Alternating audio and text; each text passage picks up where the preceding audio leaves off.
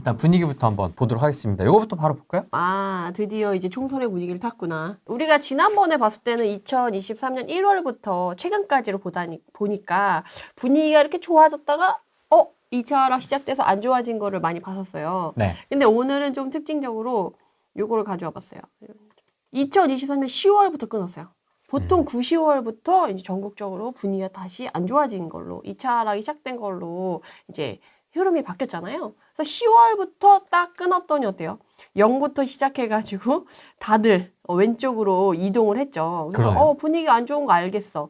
근데 사실은 총선이 다가오니까 부동산 시장이 너무 꺼지는 걸 원하지 않는단 말이에요. 그래서 그걸 어떻게든 이렇게 하려고 2024년 경제정책 방향이라던가 120 부동산 대책이라던가 125 뭐 교통 전략 뭐 발표라던가 이런 것들을 많이 했어요. 근데 그 효과가 나타났어요?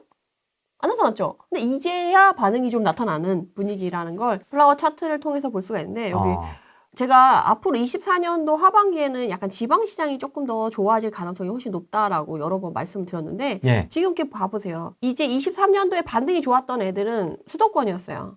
근데 걔네들은 반등이 좋았던 반면에 빠지는 것도 이 변동폭이 어때요? 한 달 변동폭인데 이렇게 커 서울. 걸음걸이가 엄청 크네요. 네, 많이 오른 애는 많이 빠진 거예요. 근데 상대적으로 지방은 상대적으로 덜 오르고 덜 빠지고 움직임이 좀 변동폭이 적죠. 근데 그 와중에서도 좀 좋은 흐름에 있는 애를 찾아보자라고 한다면 여기 충북이 좋은 거예요. 청주. 청주가 있는 충북.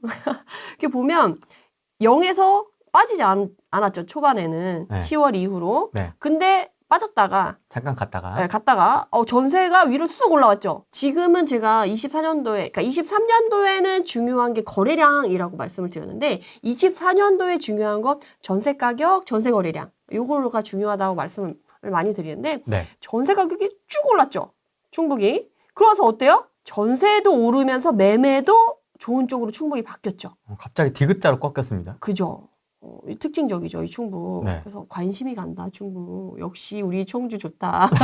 그래서 청주가 네. 지금 전체적으로 지금 시장 분위기가 이 플라워 차트를 보면서 얘기를 하는 것도 좋지만 지금 전반적으로 사장님들이 제가 임장을 가보고 전화 통화를 하고 이렇게 다니다 보면 사장님들이 뭐라고 하냐면 23년보다 좋아 이래요. 23년보다? 23년 초보다 좋아. 라고 얘기해요. 왜 그러냐면 거래량을 봐도요.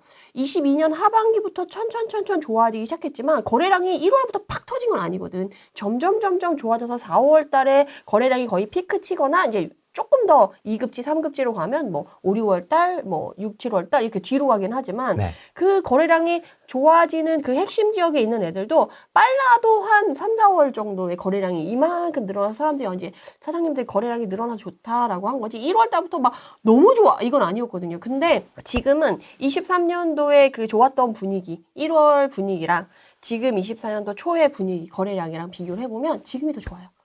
전세 거래량도 그렇고 이제 매매 거래량도 그렇고 사장님들의 얼굴이 달라요.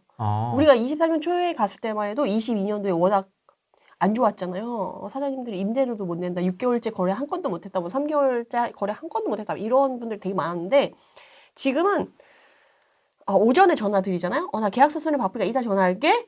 그래서 끊어요. 그 정도까지? 그래서 제가 오후에 다시 전화를 안 하시더라고. 그래서 제가 전화를 다시 드렸어요. 오후에. 그랬더니, 미안. 내가 오늘 또 오후에도 계약서가 있어가지고, 이거 계약서 끝나고 다시 전화할게. 오전으로 계약서를 쓰고 계시는 거예요. 그래서 내가, 요새 계약서 엄청 많이 쓰시네요. 그랬더니, 그렇게 좋진 않아. 라고 하는데, 그래도 사장님들이 먹고 살만 하시고, 거래가, 그러니까 물론 이것도 부익부, 빈익분이 있어요. 사장님들마다. 이제 능력 있으신 분들이랑 전 좋아하니까, 이제 능력 있으신 분들을 보면, 그렇게 거래를 요새 좀 하세요.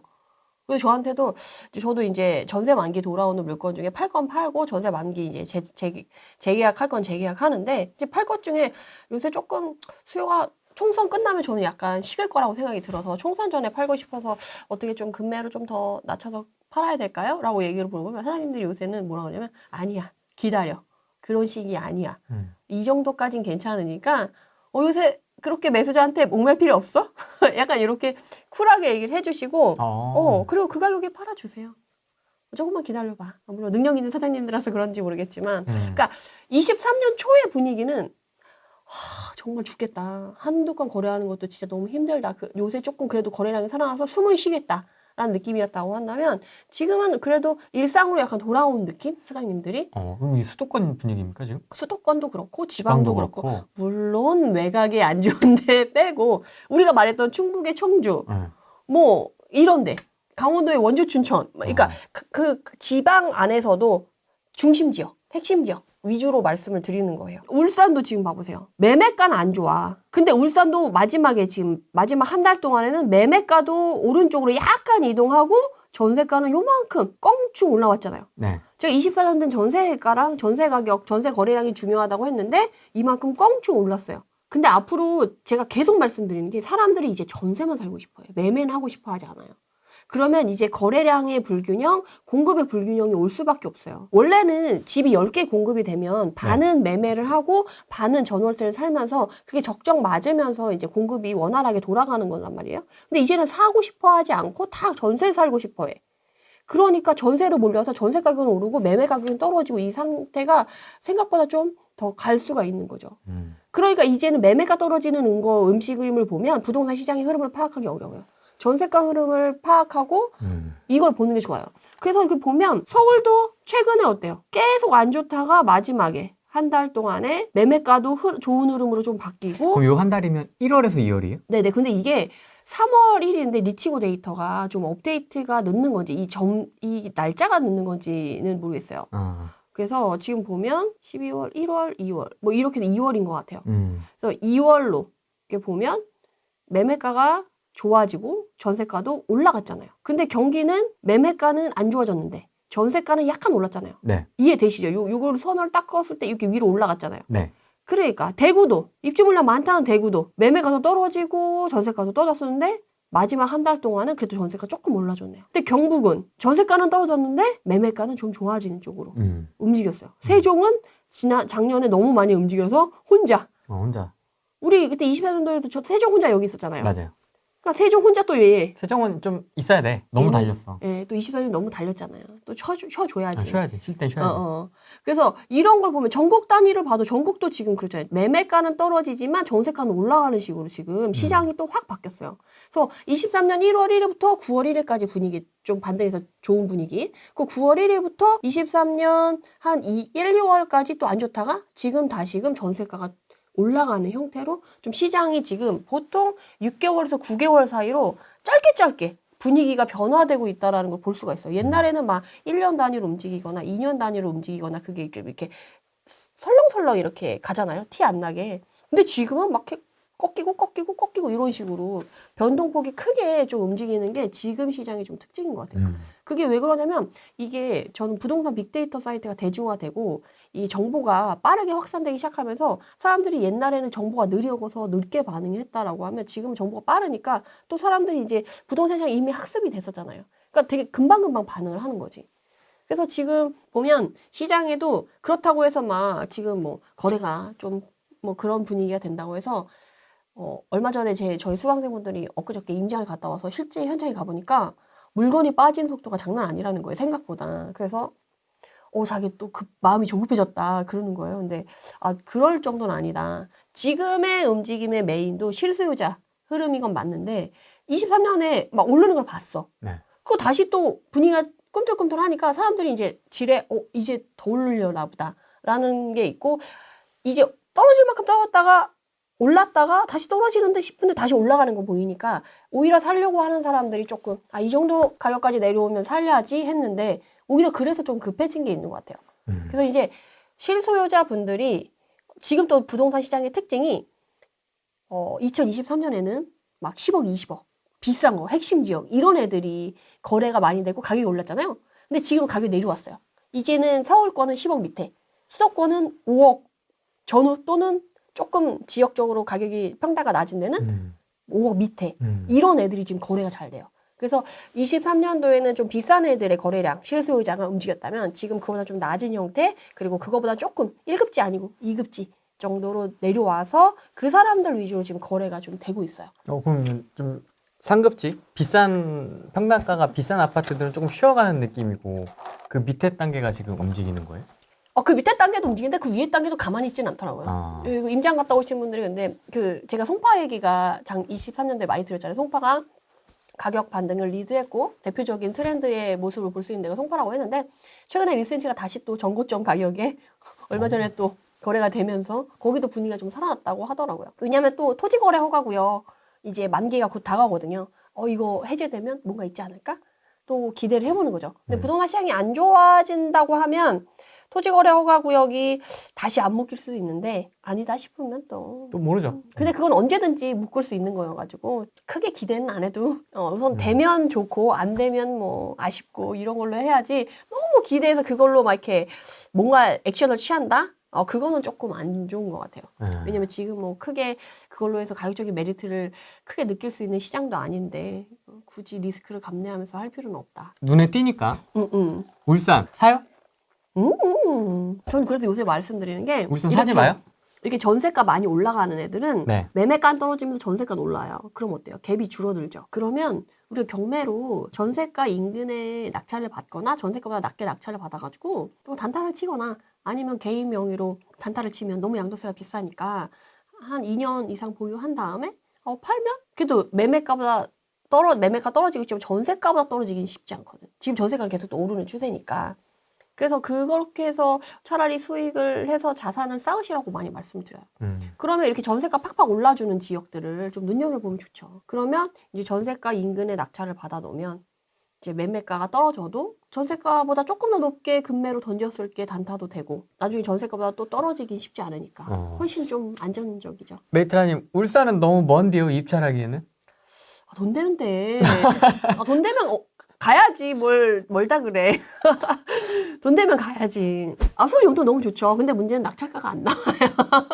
수원 영동은 다 좋은데 좋은 데는 사람이 많아. 그 경쟁자가 많아.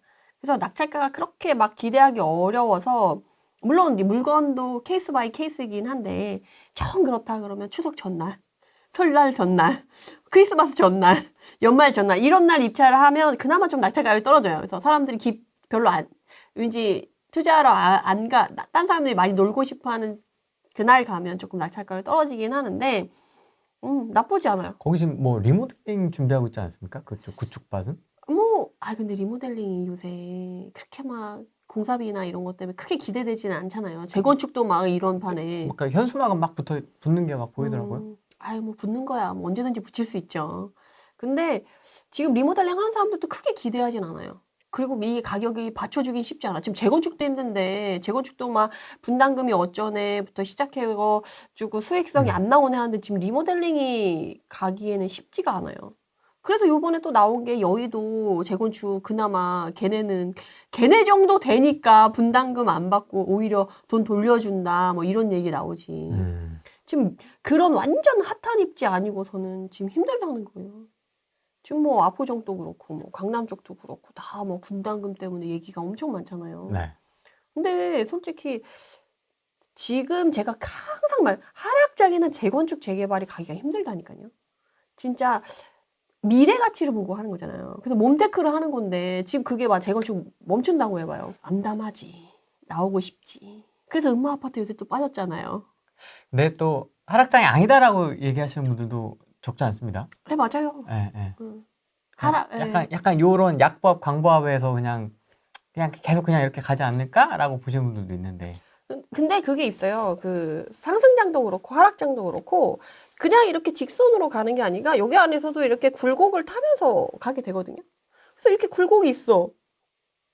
아닌 것 같아. 이렇게 내려오면 또 작년 23년 9월에는 막 다들 2차 폭락, 하락, 막 폭등, 폭락 막 이런 얘기 엄청 나왔잖아요. 그러니까 이게 아주 작은 굴곡인데 정보가 너무 이렇게 금방금방 퍼지다 보니까 전 좀 그런 거라고 생각하는데 근데 저는 2차 하락에 폭락은 없을 거다라고 저도 생각이 들고 저도 강보합이나 약보합으로 아주 천천히 2차 하락이 있는데 입지가 좋은 애들 같은 경우는 1차 하락보다는 좀 위에 있을 거라고 생각이 저는 들고 그리고 그 폭이 1차 하락보다도 작을 수도 있어요. 그리고 지금 그 하방 압력을 하락을 땡겨주는 하방 압력 자체가 크지 않기 때문에 사실 2차 하락이 진행 중이고 있긴 하지만 그 정도가 그렇게 심하진 않을 거다. 그러니까 그걸 어떻게 봤을 때는 하락이 아니고 그냥 강보합에서 약보합에서 그냥 유지되는 거 아니야? 라고 얘기를 할 수도 있는 거고 뉘앙스 자체로 보면 저는 그래도 가격이 올라가진 않고 이렇게 해서 갈 거니까 당장 회복해서 올라가는 분위기는 아니니까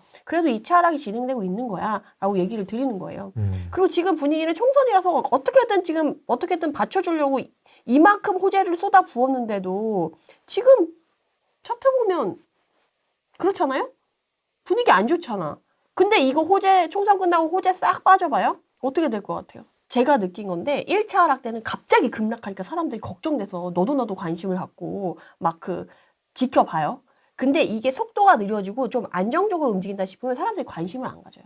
특별히. 그러면 관심이 더 떨어지고 하면서 제 생각에는 더 천천히. 그러니까 이 1차 하락은 이렇게 심하게 빠르게 해서 관심이 갔지만 이렇게 천천히 움직이면 생각보다 사람들이 관심도 덜하고 그 움직임도 적을 거라고 생각하고 저는 그것도 너무 깊거나 길진 않을 거라 생각해요. 저도.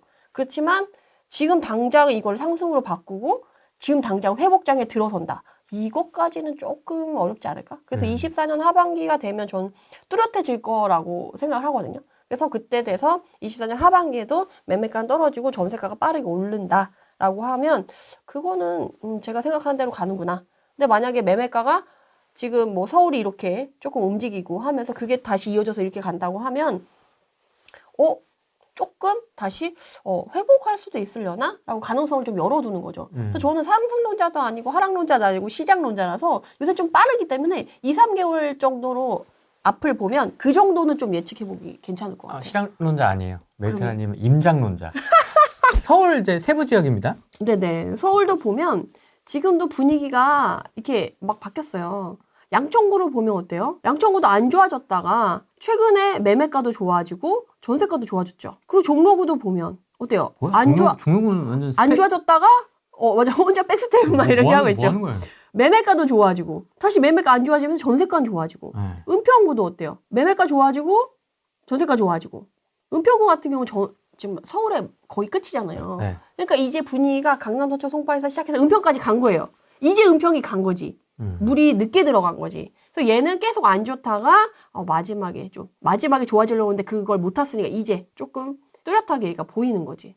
그래서 지금 보시면 강북구도 전세가가 올라가죠. 송파구 어때요? 팔을 이렇게 안으로 딱 접은 것처럼 매매가가 다시 좋아진 쪽으로 바뀌었죠. 다시 땡겨오는 이렇게. 다시 딱 이렇게 땡겨오죠. 그래서 중구도 지금 마찬가지고 지금 보시면 중으로 서울에 업무지구가 있는 그걸로 출퇴근이 가능한 좀 좋은 핵심 지역 위주로 애들이 지금 분위기가 좋다라는 걸 볼 수가 있어요. 그래서 지금 보면 매매가는 여전히 안 좋아요.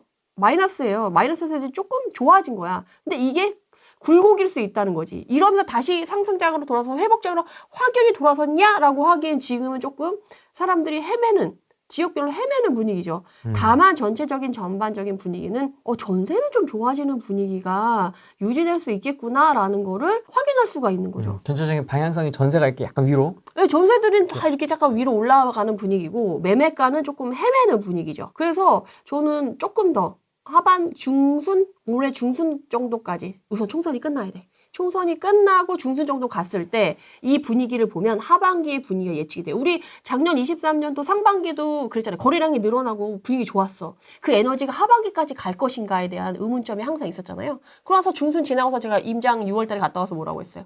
하반기는 어려울 것 같다. 그래서 추석 끝나고 뚝! 어려울 것 같다라고 했는데 진짜 그렇게 나타났잖아요. 근데 지금 시장은 너무 빨리빨리 변하기 때문에 막 이렇게 거시적인 관점에서 이렇게 딱 보기에는 조금 어려운 점이 있는 것 같아요. 그래서 중순 정도 가면 올해 하반기 분위기를 좀 알 수 있을 것 같고 그 하반기를 보고 2차 하락의 정도, 깊이, 길이 이런 것도 조금 가늠해 볼 수 있지 않을까. 그래서 지금이 상당히 그런 전환점을 알아보기 좋은 시기인 것 같아요. 수요 입주입니까? 네. 이걸 왜 갖고 왔냐면 네. 지금 막 공급 물량 부족하다 막 그러면서 뭐 하락장이 뭐 어쩌고 좀 줄어들 거다 뭐 이렇게 얘기를 하시는데 사실 지금 공급 물량이 부족하진 않아요. 이렇게 전국적으로 보면 이게 필요량이잖아요.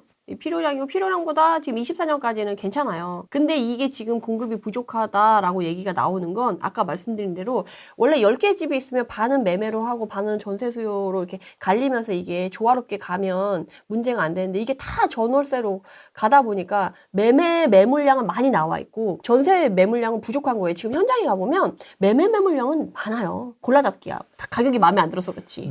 근데 전월세 매물이 한두 개 있거나 하나도 없는 데도 많아요. 월세는 항상 최근에 가면 월세는 대기자가 더 많고 전세보다. 월세 매물이 워낙 안 나오니까. 그러다 보니까 지금 또 갱신 청구권이란 게 생겼잖아요. 그래서 집주인들이 새로 세입자를 들일 때 부담스러운 거예요. 팔고 싶은데 세입자를 들이면 4년이 묶여버릴 수 있으니까 아예 그냥 공실로 놔두는 거예요. 그래서 이전부터 팔고 싶어 하는 사람들은 좀 자금이 좀 여러 개 되거나 아니면 세입자랑 이제 분쟁이 돼서 먼저 내보낸 경우가 많아요. 그럼 그게 공실로 된 상태에서 집이 비워진 상태에서 전세 매물로 나오지 않으면서 매매 매물만 많고 이러다 보니까 전월세로 공급되어야 될 양이 점점점 줄어드는 거죠. 그러다 보니까 이게 사실은 공급량이 부족한 상황이 아닌데도 지금 그래서 매매가는 떨어지면서 전세가는 올라갈 수밖에 없는 상황이 지금 이것 때문에 그런 거거든요. 근데 문제는 25년, 26년, 27년은 더 줄어든다는 거죠. 이러면 전세가는 더 올라가고 이 공급이 3년 이상 부족하게 한 게 이게 쌓이다 보면 매매 상승을 자극할 수밖에 없는 시기가 오긴 하거든요. 근데 그거를 정확히 언제 자극해서 확 올라간다. 이거는 이제 그 근처에 가서 한 2, 3개월 전 정도는 돼봐야 뭔가 분위기를 알 수 있을 것 같긴 한데 지금은 어쨌든 섣불리 판단하기는 어렵고 작년부터 또 나왔던 뉴스가 그거잖아요. 이제 전세가가 오르니까 매매가를 자극해서 올라갈 거다. 아니다. 매매가는 계속 강보합과 약보합을 왔다 갔다 하면서 조금 천천히 하락하는데 저는 그래서 또 전세 사시는 분들한테 좀 약간 희망이 되는 말씀을 드리자면 상승장 때는 집주인들이 전세 사는 분들의 전세금을 이용해서 레버리지를 통해서 수익을 가져갔었잖아요. 그래서 약간 본인이 이용당했다? 약간 이런 생각이 들어서 좀 속상한 마음이 들잖아요. 내 돈인데 남 좋은 일 시키고 나만 괜히 상속분을 못 가져갔나? 이런 생각이 드는데 지금은 하락장이잖아요. 너무 좋아. 집주인한테 집값 하락의 리스크는 떠넘기고 나는 전세를 살다가 상승하기 전에 내 집 마련을 적절하게 잘 한다라고 한다면 이제는 우리가 집주인을 이용할 수도 있는 상황이 된 거예요.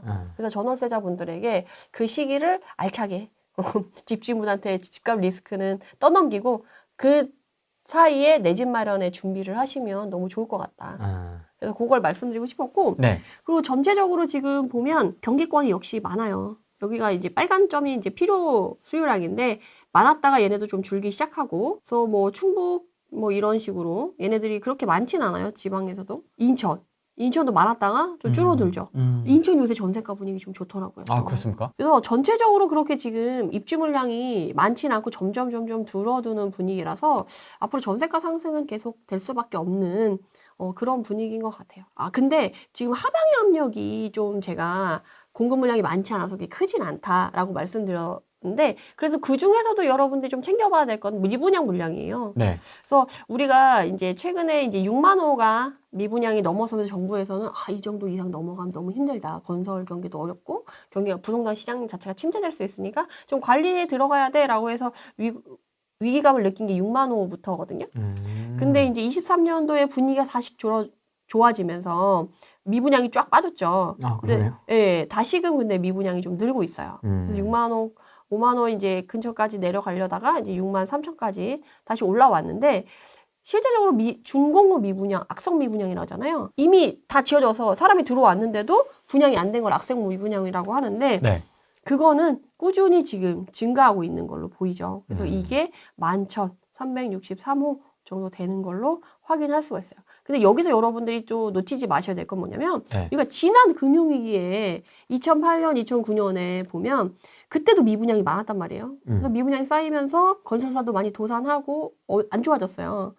그래서 지금 그때 미분양이랑 비교하면 그때는 어때요? 훨씬 많죠. 10만 호가 넘어가는 거죠? 10만 호 거의 15만의 중간 정도 되니까 한 12만 호 정도까지 올라갔다가 2012년까지 미분양이 줄어들기 시작하는데도 분위기가 안 좋죠.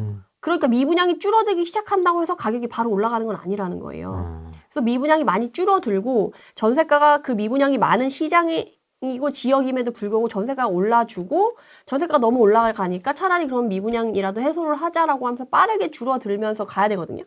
그게 보면 2013년부터 15년 사이에 우리가 회복장을 거치는데 수도권 기준으로 회복장을 이때 회복장을 거치면서 빠르게 미분양이 감소하잖아요. 그래서 15년, 16년의 미분양이 이때 최저로 내려가고 그 다음부터 이제 건설사가 다시금 회복장을 거치니까 우리 이제 다시 공급해도 되겠다라고 해가지고 공급을 해서 2016년부터 20년까지 쭉 공급을 그래도 해서 이때 미분양이 그렇게 낮진 않았어요. 5만 호 전후로 6만 호까지 갔다가 빠졌다 이런 식으로 미분양이 유지되는데도 이때 가격이 많이 올랐죠. 맞습니다. 네네. 근데 이거 수준이랑 요거 수준이랑 비교하면 사실은 큰 차이는 없다. 없는 거죠. 근데 시장의 차이, 하락장이냐 상승장의 차이가 있는 거죠. 그러네요. 네네. 그래서 여러분들이 사실 지금 미분양이 많냐라고 했을 때는 이전 금융위기에 비해서는 그렇게 많은 건 아니다. 그래서 앞으로 공급 물량도 없는데 미분양도 이전처럼 많지는 않기 때문에 그래서 하방 압력이 크지 않고 하락장이 그렇게 크지 않을 거다. 그래서 제가 2차 폭락은 없을 거다라고 얘기했더니 어떤 분이 저 유튜브 댓글에 달았어요.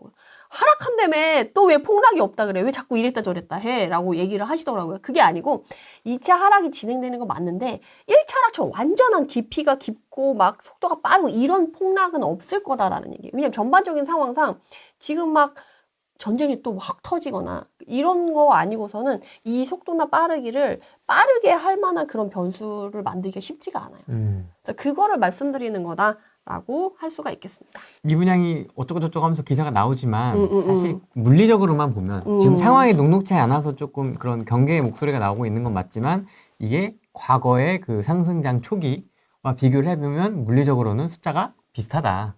근데 재밌네요. 그때는 경기 침체가 없었고 그러니까요. 좀 분위기가 좋았으니까 건설사들이 미분양이 있어도 다른 데서 땡겨서 이렇게 자금을 운용하기가 좋았는데 지금은 뭐 PF 리스크라던가 뭐 이런 게 또 많잖아요. 그러다 보니까 똑같은 상황이라도 이제 체력이 버틸 수 있는 금융 체력이 낮아진 거지. 그래서 이런 것들이 되는 거고 올해만 해도 건설사 도산되거나 또 EPF 리스크로 물망에 오른 건설사들이 또 굉장히 많아요.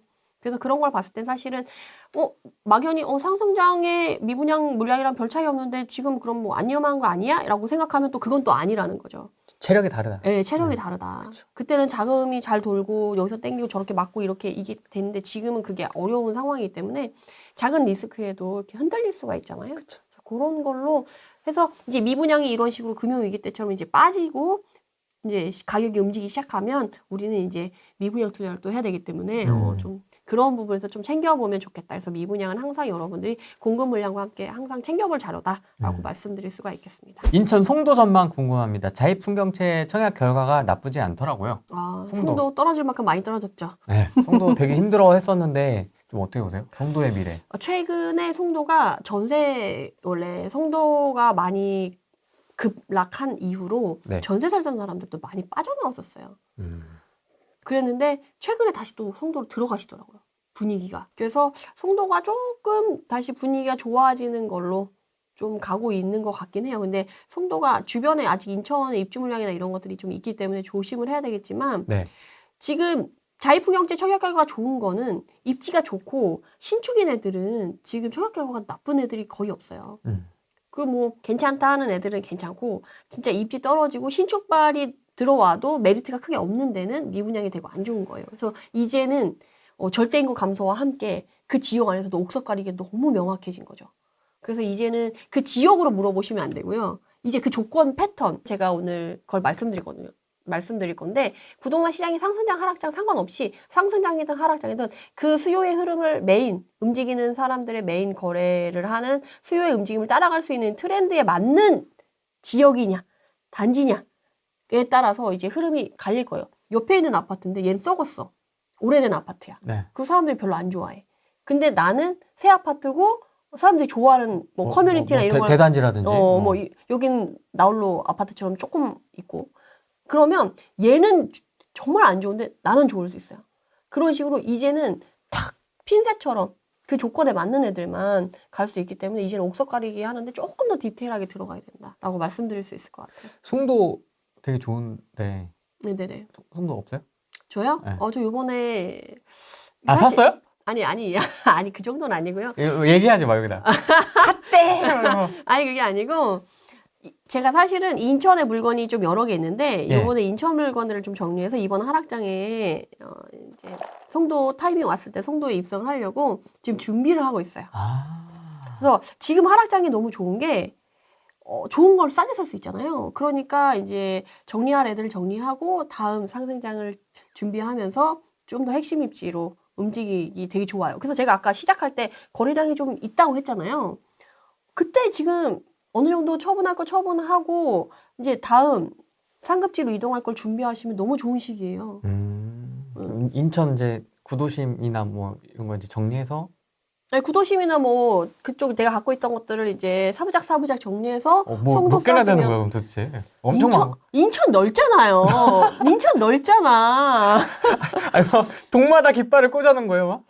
아무 동마다 깃발을 다 꽂진 않았지만 근데 어. 인천은 넓었기 때문에 그리고 또 초보 투자자들의 성지잖아요, 인천은. 네. 그리고 갭 투자의 성지, 경매 투자의 성지가 인천이잖아요. 수도권에서 진짜 소액 투자를 하는 사람들 인천을 안 거친 사람이 없어요. 아, 저도 갔다 왔고. 그러니까. 거기서 많이 놀아봤고, 거기서. 게다가 저도 경매를 시작해가지고 소액 투자, 뭐 갭 투자를 처음 시작하는 건데 인천에 물건이 없을 수가 일단 없지. 인천을 갔다 오지 않은 자 부동산 투자자라고 얘기하지 말자는 거지. 그래서 인천 물건을 사부작 정리해서 이제 좋은 걸로. 네. 그래도 인천 하면 송도 아닙니까? 아, 송도 좋아. 네. 되게 살고 싶은 곳입니다, 제가 봐도. 평지 깨끗하고 고층이. 근데 송도가 아직까지 교통편이 조금 불편하잖아요. 아, 그래도 좋아, 나는. 근데 네. GTX 뭐 언제든 되긴 될 거니까. 그리고 지금 강남이나 서초, 송파 이렇게 사시는 분들이 이제 정년 퇴직하시고 애들 다 키우고 조용히 넓게 좀 괜찮은 인프라에서 살고 싶다 하시는 분들이 송도를 그렇게 좋아하시더라고요. 송도 펜트하우스 이런 데 가면 다 강남, 서초, 송파에서 오신 분들이 매매를 하시고 전세도 물건이 없어요. 나오질 않는데 너무 좋아하신대, 펜트하우스. 그 송도는 인천이랑 이제 좀 약간 다른 도시. 송도는 인천이라고 얘기하면 싫어하잖아요. 싫어져. 뭐 약간 분당 판교의 느낌이죠. 그러니까 그래서 저도 이제 그렇게 사부작 준비해서 그동안에 있었던 인천 물건들을 이제 송도로 옮기려고 하는 노력을 하고 있습니다. 송도 사요? 좋죠. 타이밍 봐서. 아, 타이밍 봐서? 타이밍 봐서. 사요? 타이밍 봐서. 네, 여러분. 하락장 끝나기 전에 하나. 송도 자율풍경채가 송도에서는 위치가 안 좋습니까? 어떻습니까, 여러분? 왜냐면 좋은 109, 뭐 209, 뭐 309, 509, 609, 뭐 이런 애들 좋은 입지는 다 빠졌지. 지금 입주하는 애들은 사실 입지가 그렇게 좋지 않아. 609에 했던 애들도 마리나베이 바다 나오는 애 빼고는 입지가 사실은 그래요. 저는 이렇게 다 공구를 다 가보진 않아가지고 저는 진짜 일부만 이렇게 가서 봤거든요. 그러니까 공구가 109 있고 209 있고 뭐 국제학교 있고 뭐 네. 이런 데 있잖아요. 그리고 이제 인천 동춘동에서 이렇게 들어가잖아요. 네. 여기가 109, 209, 그 밑에가 이제 309, 509, 그리고 저 위에가 609, 그리고 뭐 1009, 1109는 아직 이제 막 개발해가지고 막 이렇게 밭 이렇게 있고 이런데. 그래서 609는 저 위에 끝에요. 그리고 마리나베이 같은 경우는 바다뷰가 나와서 그나마 좀 그렇고 나머지는 교통편도 불편하고 주변 인프라도 아직 그렇게 많지 않고 송도라고 하지만 송도 외곽 같은 느낌이 좀 있어가지고 좀 입지가 거기 안에서도 많이 갈려요. 그래도 이제 송도라는 거지. 그래서 거래량입니다. 그래서 보여드릴 게 뭐냐면 23년도에 2,740건 정도가 거래됐어요. 네. 24년도에 얼마 시작되지 않았는데 254건이거든요. 네. 근데 2023년 1월에 154건이에요. 지금 24년 1월에 199건. 많죠. 근데 제가 어제 라방을 하면서 자료를 다시 호갱론을 이게 아실 자료거든요. 아실 자료를 봤더니 이게 200건이 넘었더라고요. 220건인가 그랬거든요. 네. 그러니까 작년 1월보다 지금 1월이 좋은 게 맞지. 근데 이런 지역들이 물론 우리가 보는 입지가 좋고 괜찮다는 제가 생각했을 때 괜찮다고 하는 지역들은 좀 약간 이런 모습을 보이고 있어요. 아까 말씀드린 대로 거래도 되고 금매 위주로도 거래가 되면서 이제 리즈너블한 가격이라고 하면 이제 실수요자분들이 좀 돌고 있는 그런 상황인 거죠. 지금 사는 사람들은 다 거의 실수요자. 네, 실수요자. 근데 요새 또 법인도 조금 돌고. 법인? 네네, 갭 투자로, 그러니까 실수요자분들도 바로 못 사더라도 하락장이 좀 쌀 때 사놓자라고 하는 게 있어가지고 갭 투자로 좀 사놓으시는 분들이 또 있으시더라고요, 보면. 그래서 완전히 지금 당장 거주할지만 사겠다라는 또 분위기는 또 아니더라고요. 뭐 지방도 그렇고 수도권도 그렇고. 지금 보면 부동산의 10년 주기설이라고 상승과 하락을 반복하면서 이제 부동산 시장은 우상향한다라는 기본적인 이론의 그건 건데요. 이제 5년 하락하고 5년 상승한다라는 건데 이게 초기 하락기, 이게 후기 하락기. 아까 얘기한 1차 하락, 2차 하락 이게 이렇게 되는 거죠. 근데 이게 지역마다 길이도 다르고 이 깊이도 달라질 수 있는데 지금 봤을 때는 이제 후기 하락기 구간에 들어왔다. 라고 보여지고 후기 하락기 안에서도 약간 조금 초입이라기보다 조금 더 진행돼서 천천히 가는 분위기가 아닐까 싶어요. 왜냐면 1차 하락기, 초기 하락기가 이때가 2021년 하락기부터 2022년까지나요.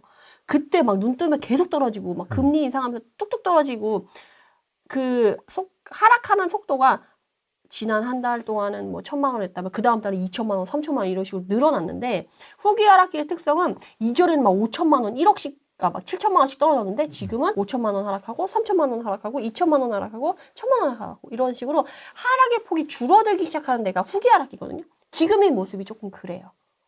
그래서 이제 많이 떨어졌던 애들은 많이 반등했고 이제 그 반등하게 너무 많았던 애들은 또 급하게 떨어지지만 어느 정도 떨어졌다 생각하는 그 시점이 또 온다라고 한다면 이 하락의 폭이 또 이렇게 이런 식으로 5천만 원 떨어졌다, 3천만 원 떨어졌다, 2천만 원 떨어졌다, 1천만 원 떨어졌다 이런 식으로 하락하긴 하지만 이 폭이 줄어들면서 이제 하락이 마무리되는 시기가 이제 이 후기 하락장인 거죠. 딱 한번 콕 찍어주시겠어요? 지금 그건 불가능하죠. 지금 어디다? 그건 불가능하죠. 지금 어디다? 전 신이 아니라서 얼추. 그거는 불가능하고 얼추. 어쨌든 후기 하락기에 들어섰다. 들어섰다. 들어섰다. 여기까지 가려면 미분양이 네모 박스는 아닙니까 그럼? 네모 박스 안에 들어오려면 이제 활성화 정책이 나와줘야 되죠. 아직 활성화 정책 안 나왔죠. 규제 완화 정책이 이제 좀 나오기 시작하는 분위기잖아요. 작년에 규제 완화 정책 쫙 해준다고 발표 1.3 대책 했지만 하나도 안 지켜줬잖아요. 근데 올해 또 규제 완화 해준다고 얘기가 나왔기 때문에 규제 완화 지나고 이제 활성화 정책이 나와줘야 요 구간에 들어왔다라고 할 수가 있어요. 여러분들은 어디라고 보십니까? 점을 찍어주십시오, 여러분들이. 거점 380분이 찍으면 맞지 않을까, 대충? 원하면 우리의 바람은 전할 수 있지. 전할 수는 있는데 결과는 알 수 없다. 네모 박스였으면 좋겠는데. 그래도 활성화 정책이 나와줘야 그나마 좀 네모 박스 안에 근처에 왔다라고 볼 수가 있죠. 저점은 신도 몰라요. 뒤돌아서 지나고 나서야 알 수 있는 거고 네. 이 활성화 정책이 나온 시점에는 미분양 투자라던가 이제 금매 투자라던가 경매라던가 이런 걸 했을 때 웬만하면 이제 크게 손해보지 않는 구간에 들어섰다고 생각할 수 있기 때문에 그걸 이제 메인으로 해서 우리가 준비를 해야 되는 거죠. 그러니까 이제 뭐 네모 박스 얘기가 나와서 이제 그 기사로는 많이 나오더라고요. 특히 대구, 뭐 마피 7천, 마피 1억도 뭐 나오는 뭐 오페라인가 뭐 어디도 그런 기사도 제가 본 것 같은데. 근데 마피 1억 막 이렇게 한 애들은 잔금이 얼마 남지 않아서 잔금을 못 치러서 이제 급하게 나오는 거고 전반적인 분위기로 봤을 때 대구는 아직도 입주 물량이 좀 남아 있잖아요. 네. 그래서 조금 더 봐야 될 것 같고 지금 대구 전세가 반등이 지금 조금 보였잖아요. 어쨌든 대구의 미분양이라던가 그런 상황이 안 좋아졌다라는 게 조금 그 시그널로 좋아지고 있다라는 거의 시작은 전세가 좀 올라와 줘야 돼요. 전세가 어느 정도 이제 올라와 주고 미분양이 조금 소진된다 하면 이제 대구가 드디어 때가 왔구나라는 거를 알 수가 있지. 지금은 아직 얘기하기 조금 이를 수 있어요. 시간이 좀 더 필요하다. 네, 근데 물론 대장 아파트 애들은 그렇게도 많이 빠지는 것 자체가 그러니까 일정 금액 이하로 절대 안 팔아요. 그 정도 팔 거면 그냥 어떻게든 버틴다라고 하는 게 있잖아요. 우리가 22년 하반기도 봤지만 그 가격 밑으로는 절대 안 돼. 그리고 여기 근처에 있는 애들도 한두 개 거래되고 바로 올라가잖아요. 그것처럼 대구도 우리 수성구에 그 좋은 애들은 이 가격 밑으로는 안 내려와요. 팔질 않는 거지. 근데 이게 하락장이 지나면 얘네도 차츰차츰 이렇게 떨어져서 조금 하다가 이제 요 밑으로는 안 떨어지다가 이제 올라갈 때쯤에 우리가 이제 올라타면 너무 좋은 상황이 되겠죠. 여기 박스 안에 들어오면. 그러면 이 미분양 투자 팁을 좀 공유를 해주신다면 어떤 시기에 어떤 지역에 어떤 분위기일 때 좀 투자를 하면 좋을까요? 그렇죠. 대구 같은 경우가 가장 빨리 나타날 가능성이 높은데 우선 전세가가 올라와 줘야 돼요. 아까 말씀드린 전세가가 올라와 줘야 되고 미분양 물량이 좀 줄어들기 시작해야 돼요. 그리고 입지가 좋은 미분양 아파트의 물량이 줄어들면서 원래 뭐 한 200개, 100개 있던 애들이 100개가 되고 50개가 되고 뭐 30개가 되고 20개가 되고 하면서 이제 미분양 투자는 그 한두 개 남았을 때 5개 미만 남았을 때 건설사들은 어때요? 이게 진짜 짜증구리하게 한두 개 남았는데 이거 빨리 털고 싶다. 이런 느낌이 들 때 가서 딜을 하는 거죠. 이 정도까지 해주면 내가 소진시켜 줄게. 깔끔하게 해결하자. 저도 생각할 때는 옛날에는 저희가 개인이니까 되게 약자고 힘이 없을 거라고 생각해서 그냥 누가 뭐 해준다고 뭐 아유 감사합니다 하고 이렇게 가서 했는데 이제 투자를 하다 보니까 우는 아이 젖준다고 얘기 한 사람만 주더라고요. 진짜 이 진리에 우는 소리 하면서 달라고 하면 줘요. 가서 이제 한두 개 남았는데 내가 2개 그 미분양 내가 사줄 테니까 이거 이자도 중도금 이자도 니네가 좀 내주고 뭐 너네 지난번에 할인 분양하면서 뭐 요새는 당첨금 계약서, 축하금 막 이런 거 줬잖아요. 그런 것도 좀 주고 옵션도 다 공짜로 넣어주고 막 이런 거를 이제 딜을 해서 내가 그러면 이렇게 해줄게 할 때 건설사들은 이거를 지금 싸게 파는 게 중요한 게 아니고 미분양을 털어서 현금을 회수해서 현금 운용이 중요한 상황이기 때문에 너무 반가워할 거라는 거죠. 그래서 저는 지금 기다리고 있어요. 그런 상황이 되길. 그래서 그렇게 되면 이제 미분양 투자도 해서 다음 회복 상승장에는 청약 쪽에서도 조금 제가 수익을 내볼까 기대하고 있습니다. 그러면 뭐 경매 베이스로 지금 계속 서칭은 하고 계시고 그런 미분양 투자도 지금 준비를 하고 계시는군요, 뒷단에서. 아, 그쵸. 미분양도 이제 근데 지금은 미분양이 조금 이르고 조금 더 이제 여기 네모박스 안에 들어왔을 때 제가 미분양 지금 보면 건설사들 지금 막 할인 분양하고 막 이제 시작됐잖아요. 뭐 2천만 원, 3천만 원 그러면서 기존 당첨자들 간의 갈등 이런 게 이제 막 시작됐잖아요. 그래서 막 사실 지금 상황이 힘든 건 맞는데 아직 무르익진 않았어요, 솔직히.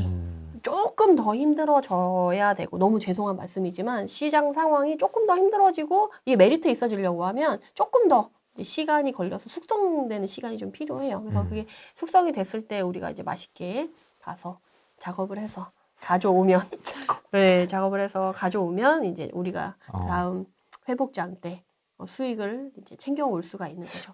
갑자기 그 생각이 드는데 내가 대기업이면 그런 거 할 수 있겠네요. 진짜 미분양 어디 하나 딱 찍어가지고 이거 네네. 우리 수강생들한테 내가 해줄 테니까 이거 이 조건으로 해서 다 달라고. 저는 근데 그렇게는 안 해요.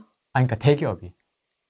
대기업. 근데 뭐 봉급쟁이 부자들 뭐 이런 데 있잖아요. 할 수 있잖아요. 그쵸. 뒷단에서 할 수 있잖아요.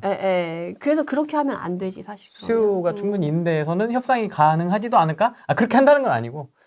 내가 대기업 CEO라면 그렇게 할 수도 있겠다. 지난 상승에 그렇게 해서 수강생들한테 그렇게 파는 분들도 있긴 있었어요. 근데 그거는 저는 조금 아니라고 생각해서. 이런 사례가 있어서 저도 지금 이제 픽션처럼 이렇게 말씀을 드리는 겁니다. 맞아요. 조심하셔야 돼요. 그래서 그거를 뒷단에서 그 사람들은 또 건당 얼마로 받고 수강생들은 또 이렇게 이용할 수 있으니까 부동산 시장은 돈이 연결된 곳이라서 내 돈은 내가 지켜야 되거든요. 그래서 이상한 곳에 빠지지 않게 전문가의 말도 의심해서 내가 확신이 드는 것만 하셔야 돼요.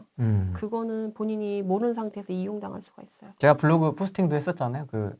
모 지방 지역 띄우기 하는 사람 제가 포스팅도 했었는데 일단 자기 최측근들한테 뿌리고 그다음에 이제 등산 모임에 뿌리고 수강생들한테 뿌리고 그다음에 유튜브에 뿌리고 이런 식으로 해가지고 이제 그런 식으로 하는 분들도 있어서 조심을 하여야 되지 않을까. 그래서 지금 24년도에 주요하게 봐야 된다라고 하는 게 전세가라고 했잖아요. 그래서 지금 보시면 전세 가격 변동률이 이게 빨간 막대가 23년도에 엄청 올라갔죠. 그래서 23년 하반기에 들어가면서 이제 줄어들었다가 매매 가격 변동률도 마이너스로 위로 올라갔다가 지금 내려왔잖아요. 근데 지금 보시면 알겠지만 전세 가격 변동률은 다시금 24년도에 위로 올라오고 매매 가격은 그대로 밑에 있잖아요. 그래서 최근에 어떤 분이 이런 얘기를 하시더라고요. 이제 전세 가격 변동률도 이때는 이렇게 많이 올라갔었는데 이제는 이렇게 내려오지 않았냐. 지금 전세 가격이 오르지 않는 시기다라고 얘기를 하시는 분들도 계시더라고요. 근데 전세 가격도 그렇고 매매 가격도 그렇고요. 한번 이렇게 많이 오르면 숨고르기를 해요. 하락장이든 상승장이든 많이 떨어져도 숨고르기를 하고 많이 올라도 숨고르기를 해요. 전세 가격도 23년에 이만큼 많이 올라줬으니까 숨고르기를 하고 다시금 24년에 시작을 하는 분위기거든요. 그래서 계속 나쁘거나 계속 좋을 수는 없어요. 그래서 이제 계속 이제 굴곡에 왔다 갔다 하게 되는데 이제 짧은 기간에 이제 전세 가격 안 오를 거야 라는 말 듣고 내가 24년에 만기 돌아오시는 분인데 준비를 안 하신다. 그러면 이제 또 뒤통수를 좀 맞을 수가 있죠. 그래서 저는 앞으로 전세가는 좀 계속 꾸준히 오를 가능성이 높고 수요가 계속 그쪽으로 몰릴 가능성이 있으니까 전세 사시는 분들은 특히나 조금 조심하셔서 미리미리 준비를 하셔야지. 지금 전세가 상승률이 심한 경우 좀 이따가 아파트 단지로 보여드릴 건데 먼저 이거 좀 말씀드릴까요? DH 포스티브 아이파크 요번에 이거 100만 명이 로또 청약 몰려가지고 엄청 난리가 났었잖아요. 얘 전세가가요. 어떻게 됐었냐면 13억에 23년 10월이잖아요. 얘가 11월에 입주를 한단 말이에요. 그래서 우리가 23년 9월, 10월까지 분위기 뜨거웠잖아요. 그래서 얘네는 11월 입주인데 8월에 임장을 갔을 때 전세 가격이 12억, 13억이었어요. 주변에 뭐 포레스티아, 뭐 DH, 뭐 프레스티지 자이 이 기존에 있었던 애들 전세가가 12억 13억인데 얘는 심지어 6,700세대인데도 입주장이면 원래 그보다 낮게 나와야 되거든요, 전세가가. 근데도 불구하고 막 12억 13억 나와서 이게 실제로 13억이 거래가 된 거예요. 근데 오히려 입주가 시작하는 그때는 분위기가 좋았다가 그러니까 집주인이 어때요? 배짱인 거지. 나 싸게 안 내나. 나는 주변 시세만큼 받을 거야 라고 해서 버텼는데 입주가 시작되고 보통 2, 3개월 후에 잔금을 치르잖아요. 그러면 11월이니까 12월, 1월, 2월 되면 잔금 쳐야 되는 거예요. DH 퍼스트이어 아이파크 2월 되니까 전세가가 9억이 뜨는 거죠. 지금 12억, 13억에 들어간 사람 얼마나 억울하겠어요. 지금 몇 개월 사이에 지금 4억이 왔다 갔다 했어요. 그죠? 네. 그러니까 얼마나 억울하겠어. 그러니까 입주장이 초반에 전세가가 높을지 낮을지 아니면 잔금 치를 때가 더 전세가가 높을지 낮을지를 파악하셔가지고 그거를 잘 이용하셔야지 내 자산을 좀 아끼실 수가 있거든요. 그리고 좀 미리 얘기하자면 원베일리 같은 경우는 8월에 입주했어요. 네. 단 3개월 차이예요. 근데 얘는 DH 퍼스트의 아이파크랑 너무 달라. 얘는 입주장이 보통 8월에 입주면 3개월, 2, 3개월 전부터 전세 구하러 다니잖아요. 5월에, 23년 5월에 전세가가 13억, 14억 이랬어요. 주변에 뭐 레미안 퍼스티지나 아크로 리버파크 이런 애들도 13억, 14억 하는데 똑같이 됐거든요. 그 다음에 조금 지나서 전세가가 20억까지 가요. 그러다가 조금 빠져서 최근에 18억, 19억, 최고가가 20억까지 찍거든요. 지금 초반에 들어간 5월 달에 들어간 애는 13억에 들어갔는데 지금 말에 들어가는 20억이 들어갔단 말이에요. 전세가만 해도 지금 7억 차이라는 거예요. 그러니까 같은 입주장이라도 시작하는 게 더 메리트 있냐, 끝날 때쯤에 메리트 있냐를 그걸 미리 알아보고 내가 그거에 맞춰서 준비하느냐에 따라서 이렇게 큰 금액의 차이가 난다는 거죠. 아, 진짜 이 전세인데도 금액이 어마어마하네요. 돈 많은 사람은 진짜 많다. 아니 그래도 돈 많은 사람도 돈 아까운지 알거든요. 대출이자 만약 대출로 들어간다라고 하면 7억의 차이면 대출이자 차이 얼마예요? 어마어마하죠. 이게 지금 한 6, 7억? 거의 뭐 지금 한 7억? 한 몇 개월 사이 진짜 짧은 기간에 네, 6개월 차이에. 네. 그러니까 내가 초반이 좋을지 뒷단이 좋을지를 미리 아는 건 너무 중요하다는 거죠. 그래서 제가 지난 작년부터 지금 전세 얘기 엄청 많이 하거든요. 네. 근데 사실 전세 사시는 분들이 너무 안타까운 게 관심이 없어. 본인 돈에 크게 관심이 없어요. 약간 공부 잘하는 애들이 공부 더 열심히 하는 것처럼 돈을 많이 사람들이 돈에 더 관심이 있거든요. 근데 돈에 관심 없이 그냥 사시는 분들이 너무 많아서 그분들한테 좀 미리 알려드리고 싶어서 열심히 설파를 하는데 또 그분들도 보지도 않아. 그래서 좀 그게 제일 안타까운 것 같아요. 지금 여기서도 보면 2008년 금융위기 때 봤어도 2009년에 쫙 이렇게 시뻘겋게 전세가가 올렸어요. 전세가격 증감률이잖아요. 네. 올랐다가 초까지 쭉 올라줬다가 이렇게 소강 상태가 와요. 오히려 쉬는 타이밍. 쉬는 타이밍에 파란 색깔이 은평구에는 파란 색깔까지 떴어요. 그러다가 다시 2010년 가을장에 다시금 불이 붙기 시작하죠. 그래서 겨울장까지 쭉 이어졌다가 다시 중간에 숨고르기 하다가 이 빨간 게 2011년에 그러니까 하락장이 더 깊어지면 깊어질수록 전세가 상승률과 이 움직임이 훨씬 빠르게 올라간다라는 걸 알 수가 있죠. 다들 매매 살고 싶지 않고 하락장이 지속이 되니까. 그래서 여러분들이 앞으로 겪게 될 상황이 이거와 유사할 가능성이 상당히 높다라는 거를 말씀을 드릴 수가 있습니다. 상승했다가 조금 숨고르기 했다가 전세 기준으로. 네, 전세 기준으로. 네. 또 상승했다가 또 숨고르기 하고 이런 식으로. 그래서 봄 이사철, 가을 이사철, 그리고 학군 수요 있는 데는 겨울 방학, 여름 방학 이럴 때 고비고비가 올 수 있는 거죠. 지금 상승장인지 하락장인지 엄청 사람들이 관심 있고 막 하락 폭락 막 이러면 막 관심 갖고 막 보시는데 사실 지금 상승장인지 하락장인지 보는 거 크게 중요하지 않아요. 매매가는 지금 이제 중요하지 않을 거니까. 그렇게 했을 때 하락장에서 그러면 내가 옥석 가리기를 잘해서 다음 회복장이 왔을 때 우리 집이 얼마나 가치 있는 집이 될 거냐.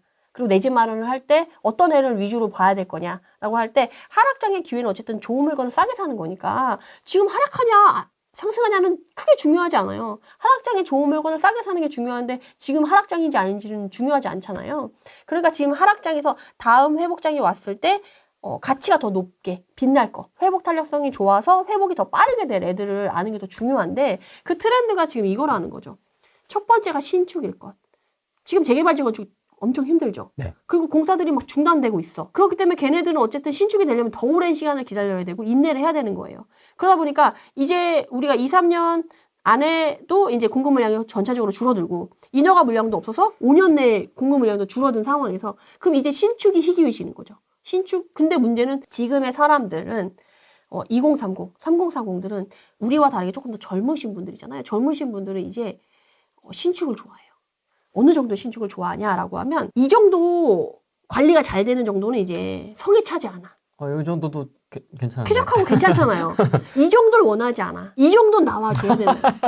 단지 내 들어갔을 때 조경이 이 정도 깔끔하게 나오고 내가 호텔에 있는 듯한 호텔 라운지가 나와가지고 커뮤니티 받아보면서 이제 헬스 읽고 러닝머신 떼어줘야 되고 요새는 특징적으로 제가 얼마 전에 거기 어디야 동작구 흑석동에 네. 흑석 리버하임인가? 네. 거기 갔더니 거기는 아예 그 커뮤니티 자체가 커피숍 되게 분위기 있는 커피숍으로 되어 있더라고요. 그 단지 내에서만 사용하게끔. 그래서 막 그 연말에 갔었는데 크리스마스 트리랑 이렇게 엄청 뻑적지근하게 해놨더라고요. 자기들만의 이렇게 누릴 수 있는 그 단지에 사는 사람들만 누릴 수 있는 이런 것들에 되게 중요시하고 코로나 시기를 지난 이후로 이제 집에 많이 있거나 단지 안에 머물게 되잖아요. 그래서 네. 이제 문을 열고 나갔을 때 환경도 상당히 중요하다라고 사람들이 생각하기 때문에 요 정도 나와줘야 이제 사람들이 좋아해요. 이거 좀 약간 좋긴 한데 약간 네네. 투머치인 것 같기도 하고 이게 너무 좋은데 이거는? 그죠? 네. 여기가 개포동 프레스티지 자이 조경이에요. 이거 엄청납니다. 개포동이 이번에 잘한 이유가 고급화 전략을 되게 잘 썼어요. 아이고. 근데 옛날에는 개도 포기한 동네라고 별로 안 좋아했잖아요. 근데 네. 요새는 개도 포기 못하는 동네예요. 너무 좋아서. 네. 그래서 대치동에서 물론 학원가 중요해. 근데 나는 이제는 뭐 굳이 뭐 그렇게까지 목맬 필요 없어. 나는 좀 편하게 그 돈이면 썩은 아파트, 오래된 아파트에 사는 것보다는 신축에서 이러고 누리면서 살고 싶어 하는 사람들이 대치동에서 개포동으로 많이 넘어왔어요. 이런 단지에 사는 거지. 어마어마합니다. 둘 중에 고르라면 어떤 거 고르겠어요? 같은 값이면. 같은 값일 수가 있을까요? 재건축 아파트 같은 경우는 얘 아파트 가격이랑 음마 아파트랑 그렇게 차이 났나요?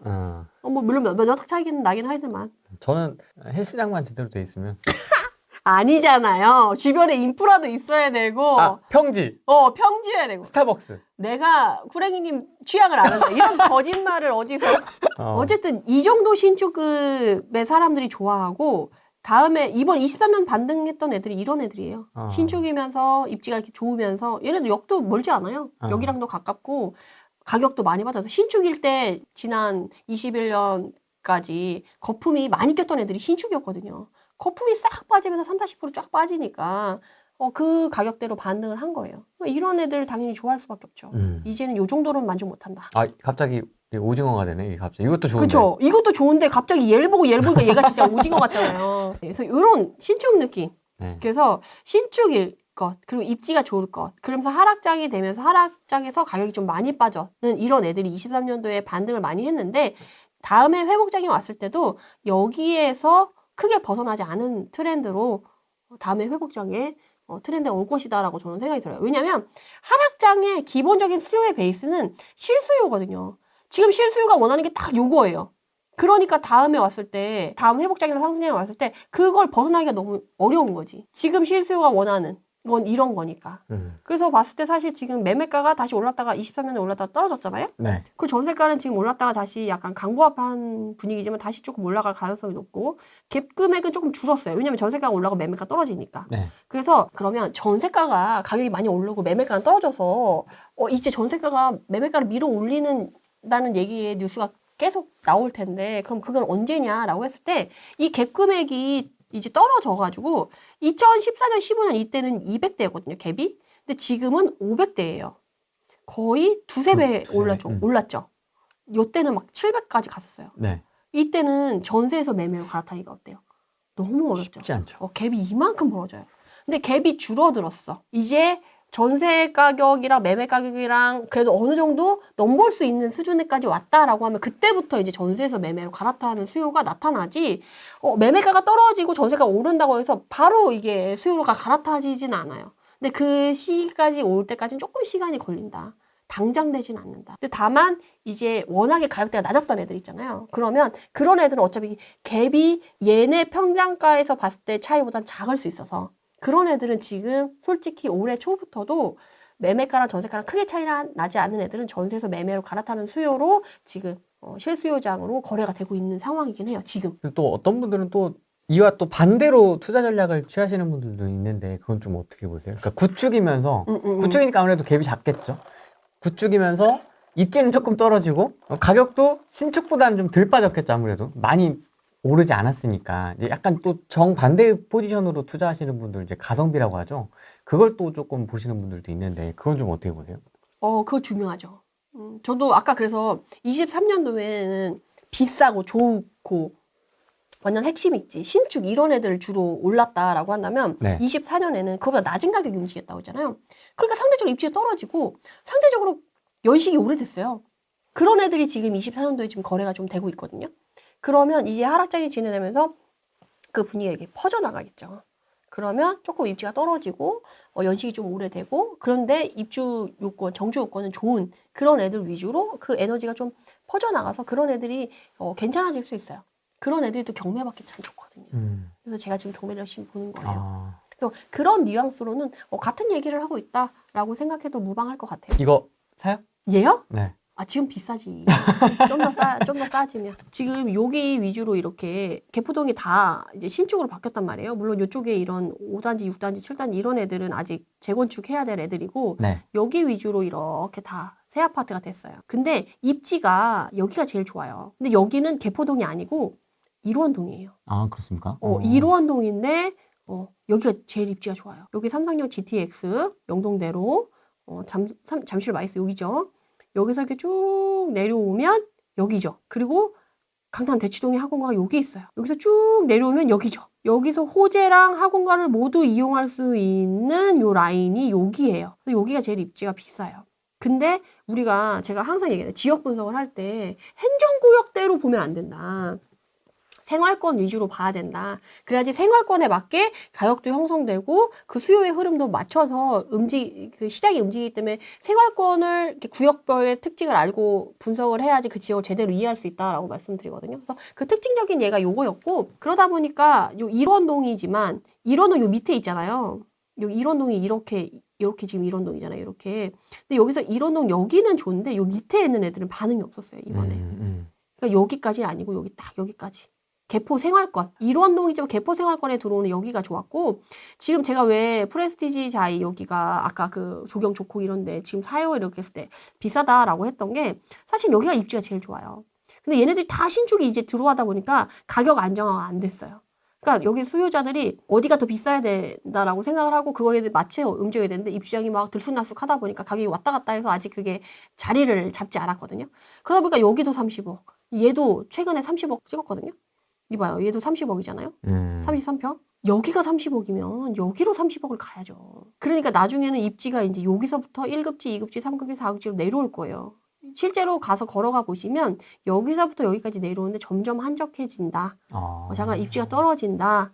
물론 여기가 대단지이긴 하지만 너도 나도 여기를 더 좋게 생각할 거예요. 그렇군요. 여기서 가격은 안정화가 되면 이제 가격이 재배치 되겠죠. 여기 30억 줬는데 여기가 30억이면 여기를 가야지. 왜 여기를 가요? 그러니까 이게 안정화되지 않은 상태에서는 비싸게 주고 살 필요는 없다라는 거죠. 이런 식으로 보시는 거예요? 이렇게 네네. 요 화살표대로. 네, 흘러가는 거죠. 근데 이게 자리가 안 잡힐 때까지는 좀 시간이 걸려요. 그래서 들쑥날쑥 할 수가 있는데 장기적으로 봤을 때는 이제 가격이 이렇게 재배치가 될 거니까 그거를 참고해서 이제 이번 하락장에 좋은 거를 좀 싸게 적정 가격에 해놓는 게 좋겠죠. 재밌네요. 이것도 되게 재밌네요. 여기 이제 여기 최진군 대표님 집이 여기거든요. 여기. DH 네, 아너이스? 여기 이제 커피숍 가끔 이제 가면은 이제 쫙 저쪽 이제 창가에 여기 타워 팰리스가 보여요. 부익남이 딱 보이지 이제. 일원동도 다 같은 일원동이 아니다. 그렇죠. 생활권이 중요하다. 그렇죠. 생활권이 정말 중요하다. 그래서 행정구역 토대로 지역 분석을 하면 망한다. 이렇게 해서 지역 분석 얘기도 조금 말씀을 드렸습니다. 네. 성남시 중원구, 수정구 투자 어떻게 보십니까? 너무 좋죠. 네. 근데 재개발 재건축으로 지금 보는 건 좀 그렇고 네. 이제 앞으로 1기 신도시 선도지구 발표 나오잖아요. 그거 보고 가도 될 것 같아요. 그 세부 조건 나오면 지금 선도지구 될 걸 사는 건 너무 늦었어요. 가격이 내려오지도 않았어. 그래서 매물도 별로 없고 가격이 안 내려왔기 때문에 지금 사는 건 조금 메리트가 없고 이제 선도지구 나오고 나서 가이드 나오고 나서 솔직히 선도지구 지금 발표가 돼도 그 단지도 울상이 될 수 있어요. 지금 공사비 너무 올라가지고 지금 이렇게 했을 때 지금 재건축 초과이익 환수제 이것도 아직 남아있잖아요. 이런 상태에서 갔을 때 과연 수익이 날까에 대한 의구심이 아직 해소가 안 됐어요. 그렇기 때문에 선도지구가 지정이 돼서 빨리 되긴 되겠지만 과연 수익이 얼마나 나겠냐. 그러면 선도지구에 지정이 된 걸 사기보다 차라리 분양이 나오면 그거를 분위기 안 좋을 때 싸게 사오는 게 더 나을 수가 있거든요. 그러니까 나중에 근데 그걸 사는 건 돈이 없어. 그럼 그 다음에 될 애를 가이드를 보고 움직여도 늦지 않다. 그래서 저는 성남 보시는 분들은 그렇게 보셔도 나쁘지 않을 것 같고 지금 남부권역, 북부권역 제가 나눠서 많이 설명을 드렸는데 네. 분당이 있는 학군의 핵심 지역들은 남부권역 쪽에 있고요. GTX 호재가 있고 판교랑 가까운 데는 북부권역이에요. 그 북부권역 애들이 이제 교통 편의성적으로 새롭게 가치가 두 개 떨어오면 이제 남부권역과 북부권역의 가격 차이의 괴리감이 좀 줄어들 수가 있거든요. 근데 그런 걸 노려보면서 이제 경매로 접근을 한다던가 싸게 뭐 이런 식으로 접근한다고 하면 좋을 것 같아요. 지방공시 1억 이하 낙폭이 큽니다. 투자 어떨까요? 향후 월세 세팅 생각도 있습니다. 월세 세팅은 우선 대출 규제가 풀려야지 가능해요. 지난 금융위기의 2010년, 11년, 12년에는 월세 투자가 성행했었거든요. 네. 그때는 대출이 90% 나왔어요. 90%? 네네. 그러면 내가 1억에 낙찰 받았어요. 9천만 원 대출 받죠. 그리고 1,000만 원에 40만 원 월세 받아요. 그러면 내 돈 하나도 안 들고 월세 세팅을 해요. 그럼 4년 지나죠? 걔 1억짜리 애가 1억 5천이 돼 있어요. 그럼 월세도 월세대로 받고 집가상승도 가져가고. 이런 상황이 됐을 때 지방 소형 아파트 투자를 제대로 했다, 잘했다라고 할 수 있죠. 그래서 그때 막 한 단지에 막 30개, 50개씩 하시는 분 되게 많았어요. 그래서 월세 투자는 그렇게 하는 거다. 대출 규제가 우선 풀려야 된다라고 말씀드릴 수 있을 것 같고. 지금 하기에는 조금 녹록지 않은 상황이다. 지금 월세가 힘들어요. 대출 규제가 심하고 아직도 이자가 그렇게 싸지 않고. 맞아요. 맞아요. 조금 더 규제를 풀어줘야 돼요. 잠실 엘리트 떨어질까요? 지금 또 다시 올랐는데 왔다 갔다 하면서 이렇게 조금 더 떨어지긴 하겠죠. 근데 우리가 1차라 그 막 18억까지 30평대 기준으로 18억까지 떨어졌던 거를 단기간 내에 보기는 어려울 것 같아요. 동탄역 아파트 버티면 전세 언제 회복될까요? 동탄역이요? 네. 아 근데 저기 신동지구에 또 입주 물량이 있어가지고 동탄은 사이즈가 또 크잖아요. 좀 천천히 여유롭게 기다리셔야 되지 않을까. 근데 지금 동탄역 인근에 옆에 있는 주변 애들은 전세가 좀 최근에 많이 올랐는데 또 입지 떨어지는데 빼고는 본인의 입지를 조금 가늠해 보시면 좋을 것 같아요. 핸들링님 월세 얼마 만들고 퇴사하셨나요? 경제적 자유가 꿈입니다. 직장인 분들에게 좀 조언해 주시죠. 나 이렇게 피봇을 했다. 아 투자 수익금이 어쨌든 월세를 넘어서고 내가 월급이 없어도 투자에 원금을 까먹지 않는 그런 순간에 이제 사표를 던져야 될 것 같아요. 메이트라님은 월세 세팅으로 만들어 놓고 나오신 거예요? 아니죠. 저는 아니죠. 그렇지는 않았어요. 그렇지 않고 꼭 월세로 내가 다달이 받아야지만, 그러니까 대부분의 월급을 받으시는 분들이 어떻게 생각하냐면 월급을 대체할 게 생기면 그만해야지 라고 생각을 하시거든요. 근데 그게 월세일 필요는 없어요. 봐봐요. 내가 1년에 뭐 그 수익금이 5천만 원이 됐어요. 그럼 그거를 통장에 넣어놓고 월세처럼 다달이 나한테 스스로 월급을 주면 되거든요. 그렇죠. 근데 그걸 월세로 받냐? 아니면 1년 잘 해서 수익을 만들어서 그게 한목에 묶어놓고 그거를 받냐? 그거의 차이는 있는 것 같아요. 다만 덜 불안하려면 그걸 만들어 놓고 나와야지. 그리고 그 다음 해도 똑같이 그게 가능할 거다라는 확신이 생겼을 때 그만둬야지. 1년은 가능한데 다음은 불가능해. 그렇죠. 그러면 안 되지. 특히나 이번 하락장 맞고 나서 되게 힘드셨던 분들이 그런 거예요. 상승장이 막 좋았어. 영원히 그렇게 좋을 줄 알고 그만뒀는데 하락장이 온 거예요. 역전세 나오고 회사도 없고 어쩔 거야. 대출도 안 나오고. 대출도 안 나오고 이렇게 되면 안 된다는 거죠. 안정적으로 다 만들어 놓고 그걸 하는 게 좋죠. 건설 경기 침체 현재 어떤가요? 태영 이후에 뭐 다음은 어디다 이런 얘기도 나오고 있는데 PF는 뭐 지금 거의 다 막힌 상황이고 건설 경기 지금 심각하다 이런 얘기 많이 나오는데 좀 어떻게 보십니까? 굳이 우리가 그 건설 다음에 도산할 건설사를 우리가 꿰고 있어야 되나요? 아니 더 이렇게 심리가 위축되는 것 같아서. 그거는 맞죠. 그래서 제가 아까도 말씀드린 올해 내에 벌써 1월달, 2월달에 도산 그 신청한 애들이 10개가 넘고 작년부터 해서 거의 100건이 넘는다고 지금 그게 심각화되고 있는 거는 맞아요. 그래서 앞으로 근데 지금 시작이다. 더 심해질 거다라고 저는 생각이 들거든요. 네. 그래서 미분양이 나오고 도산하는 애들이 나오고 경매에 100건이 갑자기 나오고 막 이래요. 그러니까 부도 아파트 같은 경우는 1번부터 물건이 1번부터 막 100건까지 물건 번호가 이렇게 붙어 있는. 네, 같은 단지인데 물건 번호만 다르게 해가지고 쫙 나오는 그런 애들이 이제 속속 더 많이 등장하게 될 거다라고 저는 보고 있습니다. 요즘은 건설사가 갑이에요. 수주를 선별해서 받고 공사비를 막 올립니다. 싫은 소리 하면 때려치던가 뭐 이런 상황이라고. 아 근데 건설사 입장에서도 자기네들도 너무 지금 배짱을 부린다고 생각하지만 본인들도 이렇게 해도 남는 게 없을 거라고 생각이 드는 거지. 어떻게 보면 그 사람들이 막 이렇게 갑질을 하면서 자기네들만 수익을 보고 사람들이 힘들게 하는 거면 이런 에라이 나쁜 놈들 이렇게 하겠는데 솔직히 대형 건설사들은 국내에서 하는 게 그닥 재미없대요. 해외에 수주하거나 플랜트 하는 게 훨씬 더 수익이 좋고 하기 때문에 굳이 국내에서 이렇게 어렵게 할 필요가 없기 때문에 그런 것 같아요. 왜냐면 서로 윈윈하는 상황이면 상관없는데 서로 윈윈하는 상황이 아니면 사실 힘들죠. 그러니까 거의 이게 건설이 막히니까 일단 그 디벨롭 하시는 분들이나 뭐 빌딩 짓는 분들이나 이런 쪽 다 어렵고요, 일단. 아 거기는 뭐 진짜 거의 뭐 재개발 재건축 말할 것도 없고 뭐 완전히 막 다 이런 초토화됐죠, 네, 초토화. 이런 상황인 것 같습니다. 진짜 그 정교하게 투자를 해야 되는 시기. 그죠. 완전 핀셋으로. 네. 그래서 제가 요새 지역 분석할 때도 지역 전체로 얘기 안 하잖아요. 단지 그 트렌드에 딱 맞는 그 걔네들 그렇게만 딱 얘기를 하잖아요. 그러니까 이게 더 세밀하고 옛날에는 어느 지역이 다 괜찮다고 그 지역이 다 괜찮아가지고 어떤 걸 투자해도 되게 좋았는데 지금은 그런 게 없다 보니까 더 리스크가 커지고 더 힘들어진 거죠, 사실은. 간호사 하다가 이거는 아니다. 너무 이제 기계적으로 시키는 하는 거가 이제 마음에 안 들어가지고 그럼 이제 보건교사 시험을 봐서 학교에서 국공립에서 있다가 이제 아이가 좀 병원비가 너무 많이 들더라고요. 네. 그래서 상태가 안 좋아져서 이제 병원비를 이대로 내다가 대출을 받아서 아이 병원비를 대야 될 상황이 될 것 같아가지고 이제 돌파구를 찾다가 이제 부동산으로 왔는데 저는 공무원 체질은 아니더라고요. 누가 봐도 그런가요? 누가 봐도 공무원은 아니지. 아 진짜요? 전 시키는 일만 하거나 이제 더 일을 했을 때 욕먹는 데는 안 맞더라고요. 난 더 일을 하고 싶은데 네. 교장 선생님 말려요. 정 선생 그만하시게.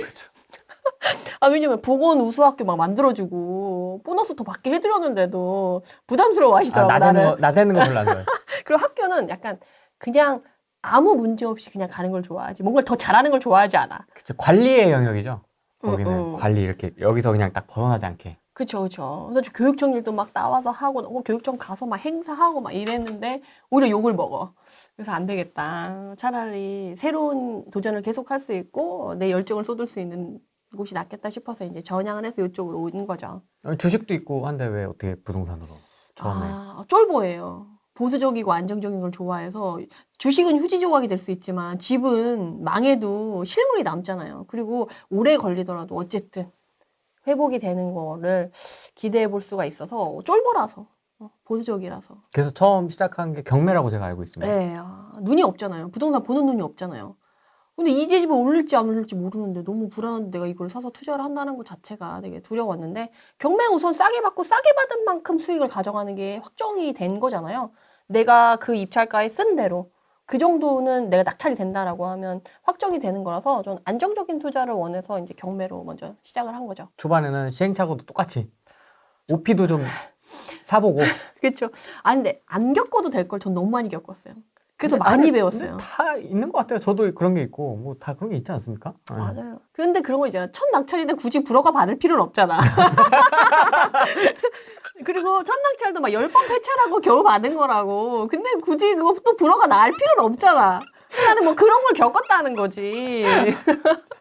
짜증나겠다. 그래서 그때 사실 나는 재테크가 안 맞나? 그렇게 생각할 수도 있어요. 처음에는. 나랑 안 맞으니까 넌 그냥 가라. 재테크 하지 마라. 약간 이런 생각이 들기도 하더라고요. 네. 근데 그때 막 저 주변에서 막 낙찰받고 수익을 막 하시는 옆에 그 수강생들 같이 이제 공부하는 사람들을 보니까 아니 나랑 그렇게 크게 차이도 없고 비슷비슷한 사람들인데 누구는 저렇게 수익을 잘 보고 나는 왜 이렇게 자꾸 이렇게 엎어지고 이런 불허가 판정 나고 이런 시련이 오는가에 대해서 되게 고민을 많이 했는데 네. 오기가 생기더라고요. 왜 나는 안 되는데? 쟤는 되고 왜 난 안 돼? 네. 그러면 저 사람보다 내가 늦으면 내가 더 열심히 하면 되지. 라는 생각이 들어서 시간을 더 쪼개가지고 그 사람보다 더 입찰을 많이 하고 더 임장을 많이 가고 해가지고 제가 좀 약발이 같이 했죠. 그래서 지금 이렇게 제가 그때 같이 시작한 사람이 180명이거든요. 저 하나랑 한 분, 딱 2명 살아남았는데 제가 그 중에 하나 꼈어요. 그래서 어떤 분야에서 뭘 하려고 했을 때 100을 다 알 수는 없는 거예요. 그래서 일반적인 사람들은 60에서 80 정도만 배우고 그 정도로 그냥 그 정도만 알고 있어도 굴러가니까 그냥 그 정도만 알고 다들 그냥 거기서 머무른다는 거지. 근데 거기서 또 머무르지 않고 나가는 사람들은 100%가 되지 못할지라도 조금이라도 한 발짝 나가는 사람들이 이제 성공하는 사람들이라는 거예요. 그래서 거기서 좀 갈리는 것 같아요. 먹고 사는데 지장은 없어. 저도 그렇게 악바리 같이 안 해도 어느 정도 했을 때 아이의 병원비까지는 커버할 정도는 됐었어요. 근데 저는 마음에 안 들더라고요. 그래도 약간 제가 불치병으로 성장병이 있잖아요. 그러다 보니까 100은 못 가더라도 80보다는 조금 더 이렇게 하다 보니까 지금 이 자리까지 꾸준히 할 수 있었던 것 같아요. 내가 시작했을 때 하락장이었던 사람도 있고 21년도 고점. 꼭지 예, 지방 어디 가가지고 그 샀다가 역전세 8천 내고 6천 내고 막 허우적대고 있다가 지금 이제 2년 지나서 지금 상황까지 와서 겨우 역전세 이제 메꿔주고 회복할까 말까 아직도 회복 못한 이런 분들도 이제 있거든요. 아, 나 부동산이랑 좀 안 맞는 거 아니야? 라고 생각하시는 분들 있을 겁니다.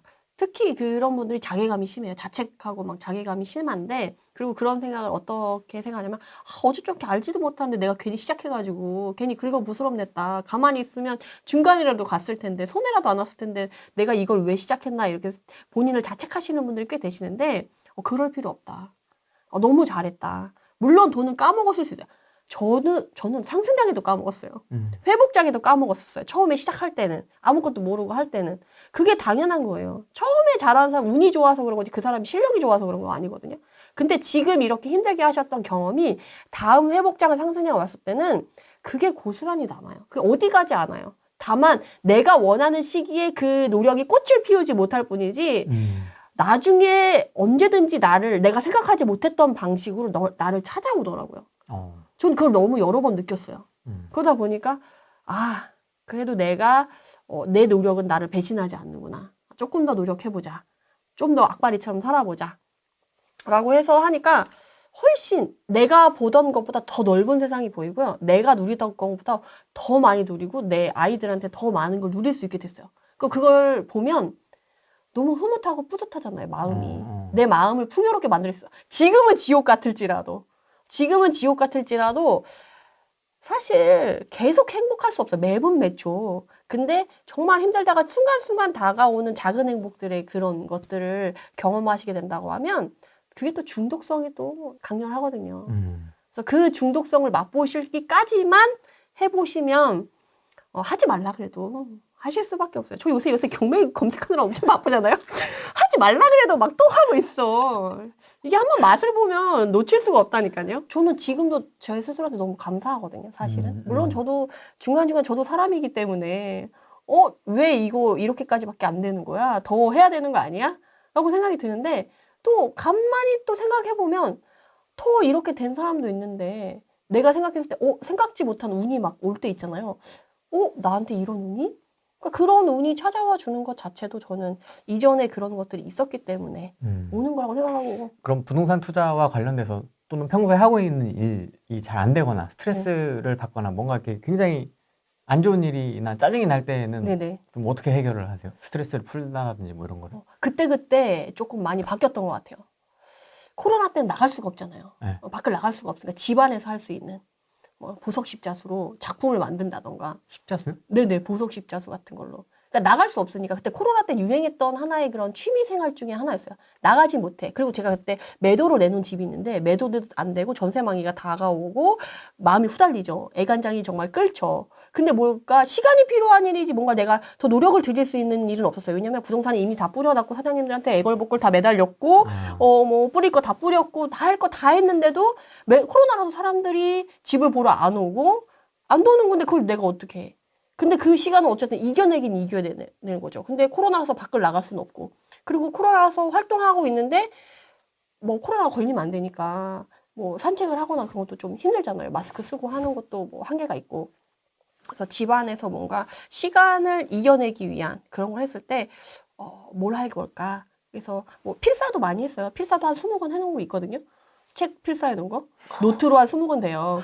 어. 뭐 그런 것도 필사도 해보고 뭐 보석 십자수도 해보고 뭐 이런 식으로 많이 했죠. 어. 그래서 저희 집에 가면 보석 십자수 작품이 막 이렇게 많아요. 그래서 제가 아이들한테 얘기를 하죠. 엄마가 이렇게 힘들었어. 저 힘들지 않으면 보석 십자수를 안 해요. 어.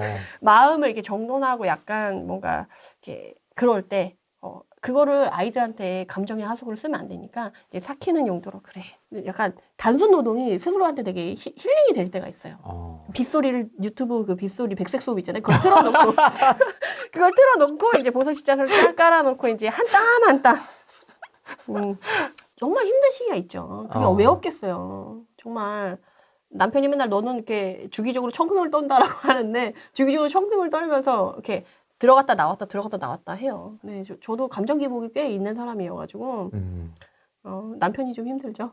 대구 사는 겁니다. 네. 실명은 제가 삐 처리하도록 하겠습니다. 네. 네. 어떤 게 궁금하세요? 저도 후레이님 TV 보면서 메리테라님 강의도 많이 듣고 했었는데요. 네. 뭐 아무래도 초기에 자본이 조금 적다 보니까 예. 21년도부터 제가 투자를 시작을 했고요. 예. 그때 이제 지역 분석 보고 평택 투자를 필두로 해가지고 예. 지금 현재 한 물건 5개 정도를 가지고 있어요. 와, 많이 하셨네요. 네. 예, 그래서 지금 한 개는 매도 처리를 해서 네. 원금이랑 수익금 조금 세이브를 했고요. 이제 나머지 4개가 문제인데 예. 3개가 평택에 있고요. 1개가 마산에 있습니다. 마산이요? 네, 예. 창원. 마산에 있는데 마산을 보니까 사고 보니 상투를 잡은 것 같더라고요. 예. 그래서 지금 이제 6월 달에 만기고 네. 매도를 마피 던지고 매도를 하려고 하는데 사실 여기에는 좀 신경을 많이 썼어요. 처음에 이제 계약 단계부터 해서 세입자 맞출 때까지 네. 조금 애를 많이 먹었어요. 마산이요? 그래서 네. 이제 세입자가 안 맞춰지는 과정에서 네. 인테리어 비용도 조금 들여가지고 네. 저층이라서 그렇게 이제 세팅을 해서 세입자를 받았는데 네. 세입자분이 되게 좀 저희 적폐 입장에서는 어려운 분이라고 해야 되나? 예, 예, 예. 네, 뭐 진짜 말도 안 되는 특약들을 내세우면서 그래서 뭐 일단 대출부터 끄자 싶어서 세팅을 했는데 나가신대요. 다행히 나가신다고 했고 조금 떨어진 가격에 네. 내놓긴 했는데 지금 뭐 거래량이나 뭐 이제 입주 물량을 봤을 때 조금 버텼다가 파는 게 나을지 아니면 지금 정리를 하고 마음 시원하게 가는 게 나을지 그게 좀 고민입니다. 창원 아파트명을 좀 말씀해 주시겠어요? 그럼 조금 더 디테일하게 나올 것 같은데요. 마산 교방동에 네. 벽산 블루밍 2단지고요. 네. 아시는 데죠? 네네. 저는 모릅니다만, 네. 화면 보이실 겁니다. 네. 여기입니다. 84 타입입니다. 84 타입. 지금 상황이 그럼 매도를 하고 싶으신 거죠? 이게 지금 현재 기준으로 제가 내놨는 매물 금액대로 하면은 네네. 인테리어 비용까지 포함해서 5천만 원에 취등록세까지 포함하면은 한 6천만 원 정도 6천 정도. 뒤로 갈 것 같습니다. 손해를 보신다는 거예요? 6천만 원? 예, 맞습니다. 네. 언제 사셨는데요? 22년도 3월에 22년, 예. 22년 3월이요? 네, 맞습니다. 완전 꼭지에 사셨구나. 이거를 파시려고 하는 이유가 자금 회수 때문이신 거예요? 그건 아니고 이게 처음부터 조금 삐그덕하다 보니까 물건에 정이 안 가서? 개인적으로 조금 꼴도 보기 싫은데 네네네. 최근에 또 저희 현재 실거주하고 있는 집 디딤돌 대출 때문에 아. 지안이익 상실 때문에 또 이거를 또 동생 명의로 급하게 또 취등록을 한 번 더 쳤어요. 그러는 바람에 더더욱이 조금 정이 안 가더라고요. 이게 여기 금액까지 가서 그 인테리어 비용이랑 필요 비용까지 회수해서 수익을 보기에는 좀 시간이 걸릴 것 같아요. 네, 맞아요. 그래서 이거를 그냥 빨리 공부했다고 치고 정리를 하고 네네네. 나오는 게 맞을지 네네. 그리고 이제 또 문제가 평택에 세팅돼 있는 나머지 것들 중에 올해 비슷한 시기에 네. 만기가 도래하고 그리고 네. 이제 가을쯤에 또 만기가 도래하는 게 있는데 얘들 역전세 나서 얘들도 지금 메꿔놓아야 되는 상황인데 다행인 거는 이제 평택 첫 번째 투자 있는 물건에서 네네. 원금 회수된 게 있고 또 수익 본 것도 있고 네네. 해서 그걸로 어떻게 해결은 될 것 같아요. 근데 이렇게 평택에 한쪽에 몰아서 여러 개 하셨어요. 좀 지역 분산을 하시지. 그때 당시에 조금 가파르게 올라가는 게 눈에 보였었고 평택에 그리고 꽂히셨구나. 예, 좀 확실하고 또 이제 여러 군데 분산하는 것도 사실 좀 게을렀죠. 여기는 그런 상황이시고라고 한다면은 정리하시는 게 맞을 것 같아요. 손해가 있지만 왜냐면 그래서 좀 조금 힘드실 것 같아. 생각했던 거는 네네. 그냥 바로 던지고 싶었는데 네네. 입주 물량이나 이런 거를 주변에 조금 살펴보니까 네네. 전세 빠지는 속도가 생각보다 조금 빠른 것 같더라고요. 그러니까 전세 분위기는 좋아질 건데 매매 분위기가 같이 이렇게 확 좋아질 거냐 했을 때 네. 매매 분위기는 어떻대요? 요새 부동산 가보면. 거래 자체는 조금 실종인데 예, 그나마 예. 조금 위안 삼았던 게 저보다 더 비싸게 사셔서 지금 내놓으신 분이 계시더라고요. 그러니까 이게 버티냐 못 버티냐인데 이게 지금 전세가를 기존에 넣었던 보다가 더 높게 받을 수 있어서 자금 운용을 해서 뭐 명의도 어차피 이미 드릴 만큼 드려서 추가로 가져가는 게 부담이 안 되고 문제가 안 된다고 하면 전세가 올라가는 것만큼 자금을 회수하면서 버티기를 하신다고 하면 그것도 나쁘진 않아요. 주변에 이제 같이 조금 이렇게 투자 관련해가지고 이야기하던 친구들이나 뭐 이야기를 해보니까 예. 여기는 그냥 빨리 터는 게 낫지 않겠냐. 아니 근데 입지가 막 마냥 나쁘다 이렇게 얘기하기는 어려워요. 그래서 앞에 지금 신축들이 너무 많거든요. 최근에 작년 여름쯤에 푸르지오 네네. 대단지도 입주를 했고요. 그쵸. 그 롯데캐슬도 있고 이제 네네. 얘가 선택지에서 가장 밀리는 거죠. 네, 밀리죠. 밀리는데 문제는 얘네랑 벽산 블루밍이랑 네, 가격대가 차이가 그래도 1억 정도는 차이가 나잖아요. 1억 이상.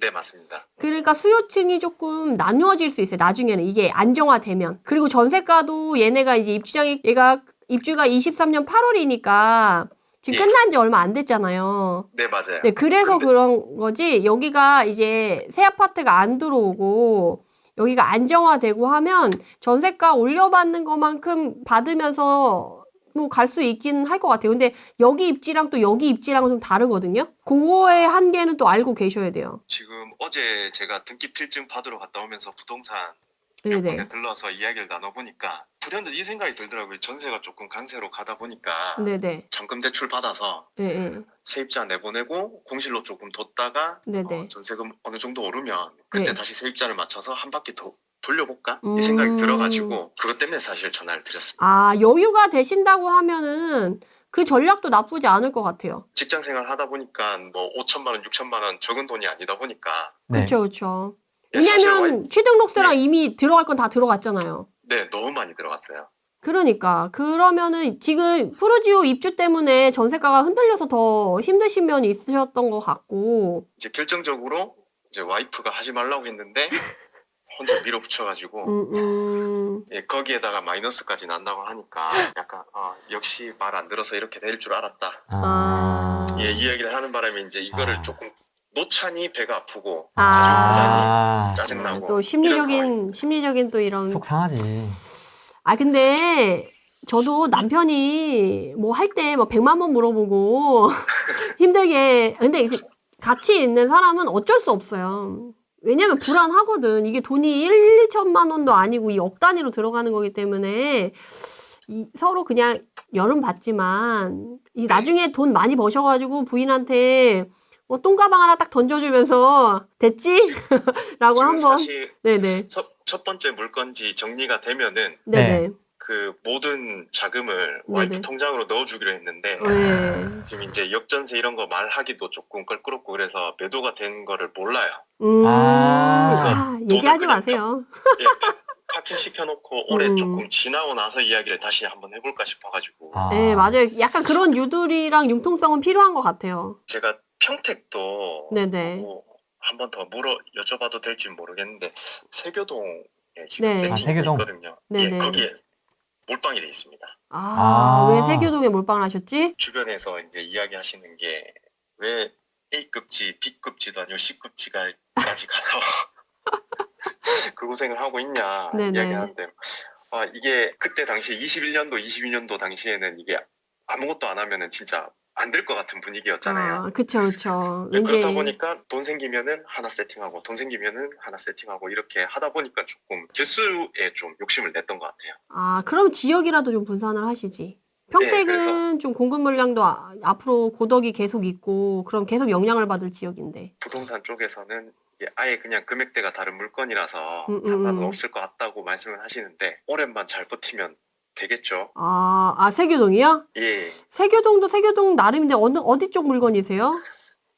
부영에 지금 몰빵돼 있습니다. 여기 갭투자의 성지. 네. 공시지가 1억이야. 네, 맞습니다. 가격 그때 당시에 네. 뭐 법인 세팅도 안 된 상태로 그냥 막 사들여가지고 명의도 지금 완전 조금 지저분하게 돼 있고 해서 뭐 원금 회수라도 조금 되면은 정리를 해볼까 했는데 이제 역전세 난 상태에서 한 물건 빼고는 두 물건은 거의 꼭지거든요. 네, 그래서 근데 문제는 얘네가 바람을 타려면 조금 힘들 텐데. 시간이 많이 걸릴 것 같아요. 예. 근데 뭐 비전동에 이런 고시지가 1억이야 투자하신 것보다 나아요. 그래도 세교가 나아요. 좀, 감사합니다. 예, 그래도 뭐 여기가 입지가 막 완전 떨어지고 막 그런 건 아니어가지고 진짜 가격대가 틀려서 이제 뭐 고덕 입주 있을 때도 크게 영향받을 지역은 아니에요.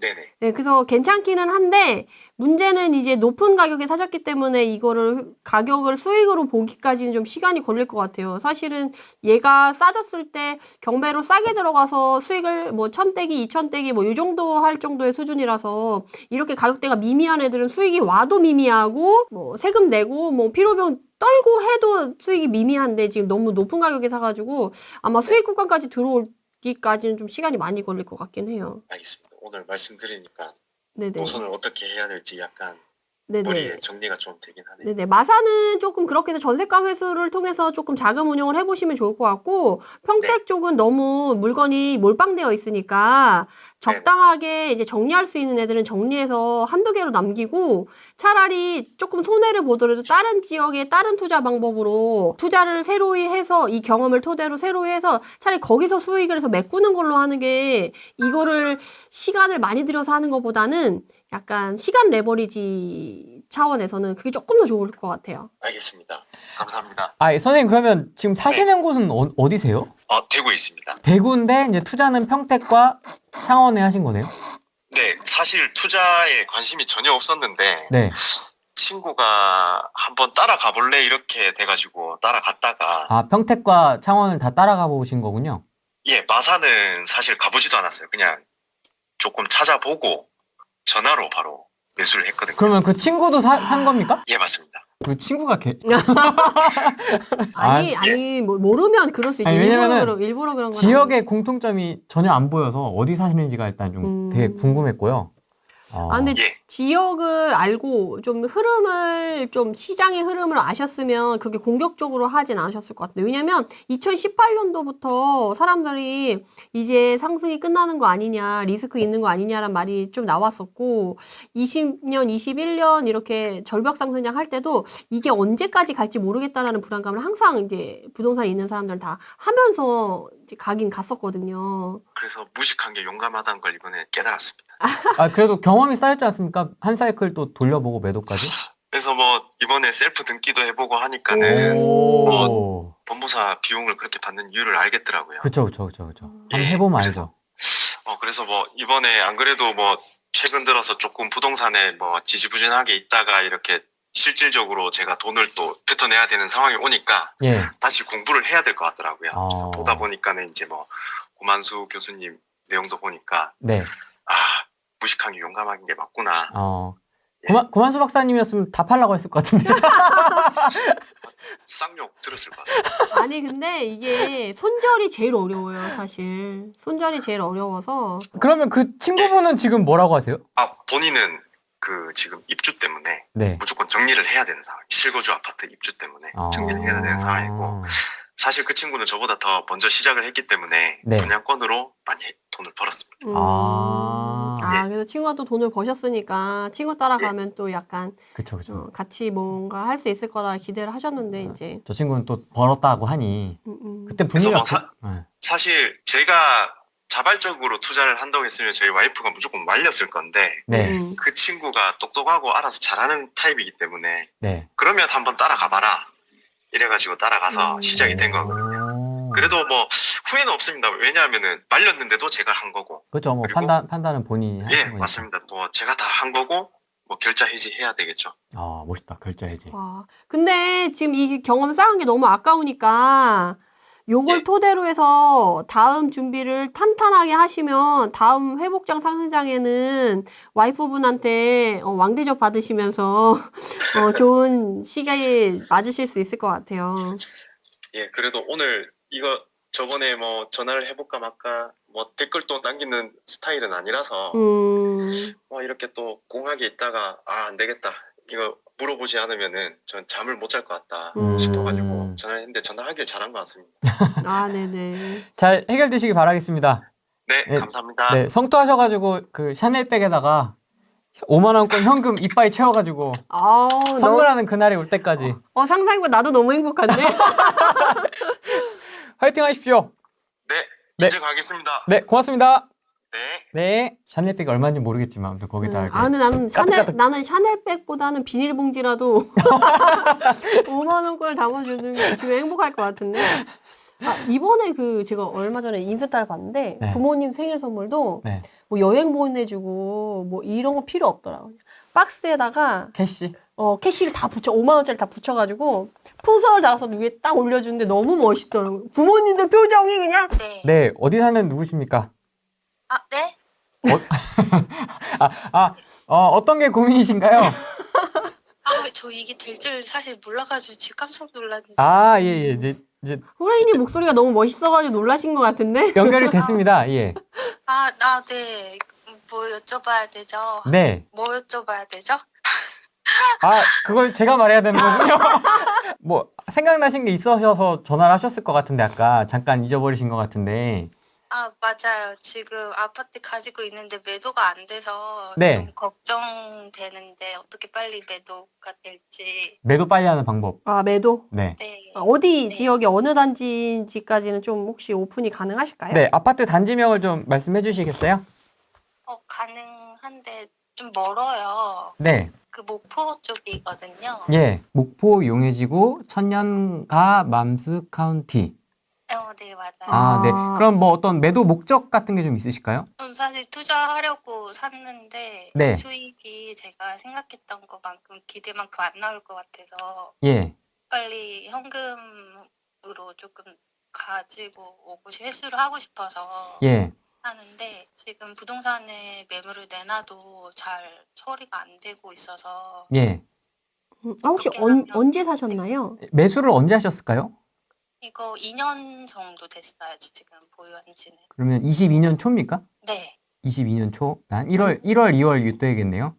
네, 맞아요. 네네네. 2억 초반 정도? 근데 이 목포라는 지역 특성 자체가 그렇게 매가가 변동폭이 확 오르고 확 떨어지고 이런 데는 좀 아니에요. 그리고 문제는 뭐냐면 목포는 여기가 메인이 아니고요. 요쪽이 메인이거든요. 여기 맞아요. 네. 예, 오감동이랑 여기 막심. 전라남도청 여기 그리고 여기 오감지구 여기 오룡 이런 여기가 메인이거든요. 네. 여기가 메인인데 말씀하신 물건지 여기서 넘어가서 여기까지 가야 되거든요. 그래서 여기 있는 사람들에서 여기서 자기네들끼리 수요가 도는 거는 돌 수 있는데 지금 딱 보시면 알겠지만 규모의 크기 자체가 돌 수 있는 사람 자체가 많지 않잖아요. 여기는요. 용해동은. 네. 그러다 보니까 이제 매도가 쉽지 않은 거거든요. 그래서 지금 매도가 되려고 하면 지금 혹시 매도 얼마에 내놓으셨어요? 지금 2억 초반에 냈거든요. 혹시 인테리어 되어 있나요? 근데 이 집이 아시겠지만 새 집이어서 인테리어 할 정도의 연식은 아니긴 해요. 2019년? 네. 도배장판 이런 건 어차피 이제 시간이 지나면 이제 더러워지면서 사람들이 좀 바꾸고 싶어 하는 부분이 있어서 혹시 뭐 근데 2019년에서 내부 상태가 괜찮아서 인테리어를 굳이 안 해도 된다라고 한다고 하면 지금 보시면 알겠지만 2억 초반에서 거래가 되긴 하는데 이렇게 건수가 그렇게 많지는 않잖아요. 그런 상태에서 근데 지금 분위기가 목포가 사실 거래가 그렇게 잘 되는 분위기는 아닌 걸로 저도 알고 있거든요. 근데 만약에 본인이 정말 꼭 팔고 싶다 그러면 부동산 사장님한테 지금 빨리 거래하려면 얼마 정도에 내놓으면 되냐고 혹시 물어보셨어요? 물어는 봤죠, 당연히. 음. 지금 거기서 뭐라고 하던가요? 당연히 당연히 싸게 하면은 거래는 될 거라고는 하는데 네네. 근데 아무리 금액을 낮춘다고 해서 뭐 문의가 안 들어오니까 금액 때문은 아니라고 저는 생각이 들거든요. 아, 이게 그게 있어요. 사람이 전혀 안 돈다 이러면 가격을 낮추는 게 의미가 없거든요. 네. 근데 가격을 낮춰서, 그러니까 사람은 돈다. 그러니까 지금 사람은 돈다고 해요. 실거래가 찍힌 거 보시면 아시겠지만 그래도 한 달에 한 건씩은 있거든요.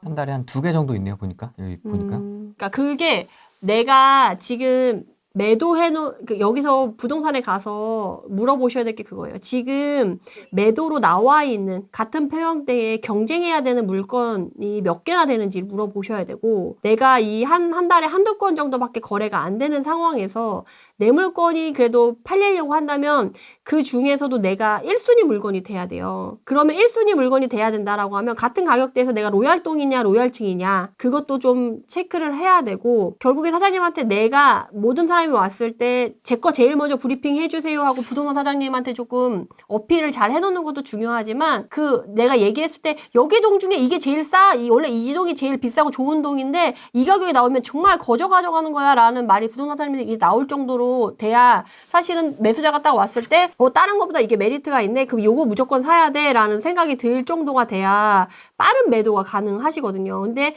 내가 지금 거래되는 2억 1200, 2억 1500 이 정도는 받고 싶어, 이 정도에 하고 싶어라고 해서 그 정도로 내놓으면 아마 경쟁이 크게 많이 되지는 않을 거예요. 대부분 여기 가격대에 나눌 테니까. 근데 거기서보다 조금 더 빠르게 거래하고 싶다 그러면 조금 더 낮춰볼 필요도 있고, 그걸 이제 사장님이랑 긴밀하게 조금 연락을 하면서 조금 모든 부동산을 이쪽에 있는 사장님들이랑 다 컨택을 좀 해보시는 게 좋을 것 같아요. 근데 또 문제는 뭐냐면 그런 식으로 다 컨택해서 다 물건을 주면 어차피 널려있는 물건이라서 아무도 또 신경 안 쓸 수가 있거든요.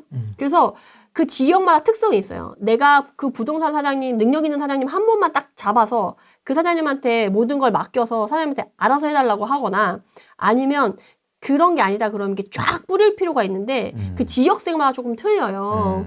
그래서 그거를 좀, 이건 현장 분위기는 그때그때 다른 거라서 스스로 조금 알아보시고 그런 부분에 맞춰서 좀 그때 긴밀하게 움직이시는 게 좋을 것 같아요. 근데 목포가 지금 거래가 잘 되는 상황은 아니에요. 솔직히 한 달에 한두 건 정도면 사실 세대수가 많지 않아서 매물이 많이 나오는 것도 아닐 텐데, 또 이렇게 월락이 활발한 지역이나 활발한 구역 자체도 아니긴 하다라고 말씀드릴 수 있을 것 같아요. 그러면 선생님 보셨을 때는 이거를 끌고 가는 게 좋을지 아니면 금액을 금매로 해서 당장이라도 던지는 게 나을지 어떻게 판단하시는 데서요? 혹시 개인의 상황이 돈이 급하거나 이러면은 조금 뭐 금매라도 던지는데, 그게 아니다라고 하면은 그래도 총선 끝나기 전까지는 분위기를 탔을 때 파는 게 좀 나을 것 같긴 해요. 그래서 목포가 사실 지금 네. 그렇게 나쁜 느낌도 아니고, 혹시 부동산 지인 아이디 있나요? 사실은 지방 투자에 목포 들어가신 분들이 꽤 많은데 갭 투자 하신 분들이 꽤 많거든요. 근데 수익 보고 나오신 분들이 별로 없어요. 왜냐면 지역이 너무 규모가 작고 변동폭이 크지 않은 상태인데 매가가 절대가 자체가 높지 않기 때문에 그 수익을 보고 나오기가 쉽지가 않아요. 진짜 잘해야 500대기, 1000대기, 뭐 2000대기 뭐 이 정도 하는 건데, 우리가 지금 수도권 보면 많이 올라가고 많이 떨어지고 하는데 얘네는 자체는 어때요? 조금 올라가고 그냥 비스비스하게 지나가잖아요. 그래서 네. 이런 지역은 수익을 보려면 사실은 경매로 들어가서 내가 그 폭을 인위적으로 그 변동폭을 만들어줘야 되거든요. 근데 지금 우리가 갭으로 그걸 했기 때문에 사실은 뭐 익산이라던가 뭐 서산이라던가 당진이라던가 이런 애들이 다 비슷비슷해요. 이런 식으로 변동폭이 크지 않은데 정말 치고 빠지고 잘하는 사람만 수익을 볼 수 있는 상황이거든요. 그리고 앞으로 뭐 목포가 지방시장이 뭐 개화가 돼가지고 막 확 좋아진다 이런 거를 또 당장 지금 기대하기는 좀 어려워요. 그래서 막 막연히 계속 가져가라 이렇게 얘기하기도 조금 조심스럽다라고 말씀드릴 수 있을 것 같아요. 그래서 본인이 이제 손해액, 그리고 앞으로 이걸 해서 차라리 투자 공부를 열심히 해서 다른 걸로 수익을 보겠다 하라고 하면 적극적으로 그렇게 해보시는 것도 맞는데, 나는 좀 아니다, 손해액을 줄이는 게 중요하다 그러면 뭐 특별하게 재산세를 많이 내지도 않고, 크게 그렇지 않다면 뭐 버티기를 해보시는 것도 완전 구축은 아니고 그래도 신축급 안에 들어가니까 네. 그런 것도 나쁘진 않을 것 같아요. 이게 개인의 상황에 따라 좀 틀릴 것 같아요. 제가 뭐 인생을 책임져 드릴 수 있는 건 아니, 경제를 책임져 드릴 수 있는 건 아니라서 뭐 어쨌든 상향은 그렇다. 목포가 그렇게 수익이 그러니까 변동폭이 큰 애들이 많이 떨어졌을 때 들어가서 많이 올랐을 때 먹고 나오는 형식인데 목포는 보시면 아시겠지만 그렇게 변동폭이 큰 지역은 아니거든요. 그리고 지금 자체의 흐름을 보면 전세가도 그렇고 매매가도 그렇고 지금 거의 뭐 강보합 뭐 이런 식으로 가고 있잖아요. 근데 이게 막 갑자기 이렇게 쫙 올라가지 않은 이상 지금 손해액을 다 커버해서 수익을 보고 나오기는 단기간 내에 하기는 쉽지 않은 상황인 건 맞는 것 같아요. 사실 그래서 지금 이게 확 오르지도 않고 확 떨어지지도 않고 그렇기 때문에 그래서 어떻게 보면은 제 입장에서는 뭐 아파트 값이 갑자기 떨어질 거라는 그런 불안한 마음은 없긴 한데 네. 거래가 안 되는 게 지금 팔리지가 않는다는 거가 저는 걱정이거든요, 이게. 이제 진짜 올해는 금매만 거래돼요, 금매. 근데 실제 거래 가능한 금액이 지금 2억 1천, 뭐 2억 1,500, 뭐 2억 1,000대가 있다라고 한다면 사실은 그 사는 사람들 입장에서는 이게 금매처럼 느껴지지 않는 거예요. 2억 더 밑으로 내려와야지, 뭐 2억 400, 뭐 이렇게 내려와야지, 그래도 금매네, 로얄동 로얄층이라고 가정했을 때, 얘 금매네 라고 해서 집도 한 번 더 보고 사장님이 사부작 작업을 해서 지금 아니면 조금 더 올라갈 가능성이 있어. 전세가만 해도 지금 얼마야. 얘네들은 매매가랑 전세가랑 크게 차이도 안 나잖아요. 전세가 올라오면 더 올라갈걸? 그러면서 약간 그런 불안감을 좀 해가면서 이제 사장님이랑 이제 사부작 이게 말을 맞춰가지고 그렇게 파는 방법밖에 없을 것 같아요. 만약에 팔고 싶다라고 한다면. 아, 그럼 선생님 지금 사시는 곳은 어디세요? 서울에 살고 있어요. 아, 근데 서울에 계시는데 목포까지 가셨네요. 네. 어떤 연유로? 그러게 어쩌다 보니 저기까지 가서 아, 아파트를 소액 사는데. 투자를 찾다 보니까 가신 거군요. 네, 여기저기 지방 많이 다녔었거든요. 예. 아니다가 마침 저랑 잘 맞았었나 봐요, 저 지역이. 다른 지역의 물건들은 괜찮으시죠? 그리고 대부분 손해를 보고 나오긴 했거든요. 예. 그래서 그냥 지금은 현금 확보하는 게 더 낫다는 판단을 들어서 예. 빨리 매도하려고는 하고 있어요. 그럼 다른 데 기 투자하셨던 지역들은 어디였습니까? 경기도에 한 건 있었고요. 네, 경기도 어디요? 안산 쪽이요. 아, 안산. 예, 예. 네, 네. 전반적으로 지역 공부를 좀 하시면 좋을 것 같아요. 이게 모르는 상태에서 하다 보니까 약간 감이 오고 왠지 잘 맞았다. 약간 그런 상황이 들면 자기도 모르게 이렇게 액션을 취하게 되거든요. 예. 근데 이거를 경험을 쌓고 나서 스스로한테 조금 너무 자책하거나 스스로를 괴롭히지 마시고 이참에 좋은 공부했다 생각하고 요걸 기반으로 요렇게 했으니까 조금 힘들었다, 손해가 났다라고 하면 그거와 반대로 공부를 해서 움직이시면 이후에 하락장에 좋은 물건을 잘 갖고 있다고 하면 오히려 좋은 기회일 수 있거든요. 그래서 사실 지금 현금을 회수해서 다른 거를 투자하려는 의지가 있다라고 하면 지금 아까 말씀드린 대로 매도에 조금 적극적으로 하셔가지고 움직여보는 것도 좋을 것 같아요. 목포가 지금 전세 흐름은 좋거든요, 사실. 그러면 전세가랑 매매가랑 크게 차이가 나지 않는 상황에서 전세가가 올라가면 매매가랑 크게 차이 안 나면 차라리 그 가격이면 사지 뭐 이런 사람들이 충분히 전세에서 매매로 갈아타는 수요가 있을 수 있는 상황에 있는 지역과 단지거든요. 그래서 그런 거를 좀 노려보셔도 좋을 것 같아요. 올해 상반기에 전세가가 조금 더 올라간다라고 하면 지금 가격에서 어느 정도 해가지고 매도가 불가능한 상황은 아닌 것 같으니까 한번 이참에 매도 연습한다 생각하고 매일 부동산 사장님한테 전화하세요. 이렇게 좀 약간 능력 있어 보이고 나랑 잘 맞는다 생각하는 부동산 사장님 한 분 잡아가지고 매달리시면 될 것 같아요. 사장님 아니면 안 된다. 나 지금 너무 멀어서 가지도 못하는데 밤에 잠도 못 잔다. 이러면서 제발 좀 파달라.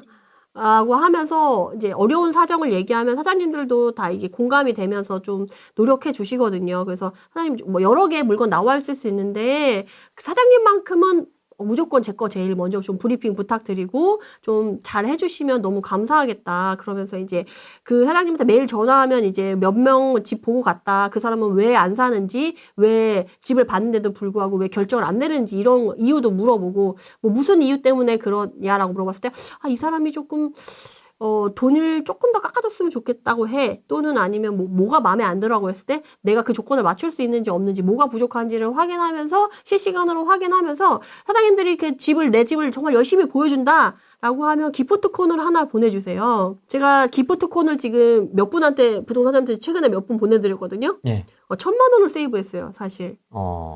그리고 중개비도 안 받으시더라고요. 그거는 왜냐면 역전세 났거든. 사장님 너무 미안한데 내가 사줬는데 역전세 났다고 너무 미안하다고 전세금을 안 받으시더라고요. 착한데요? 너무 착해가지고 내가 눈물을 흘렸잖아.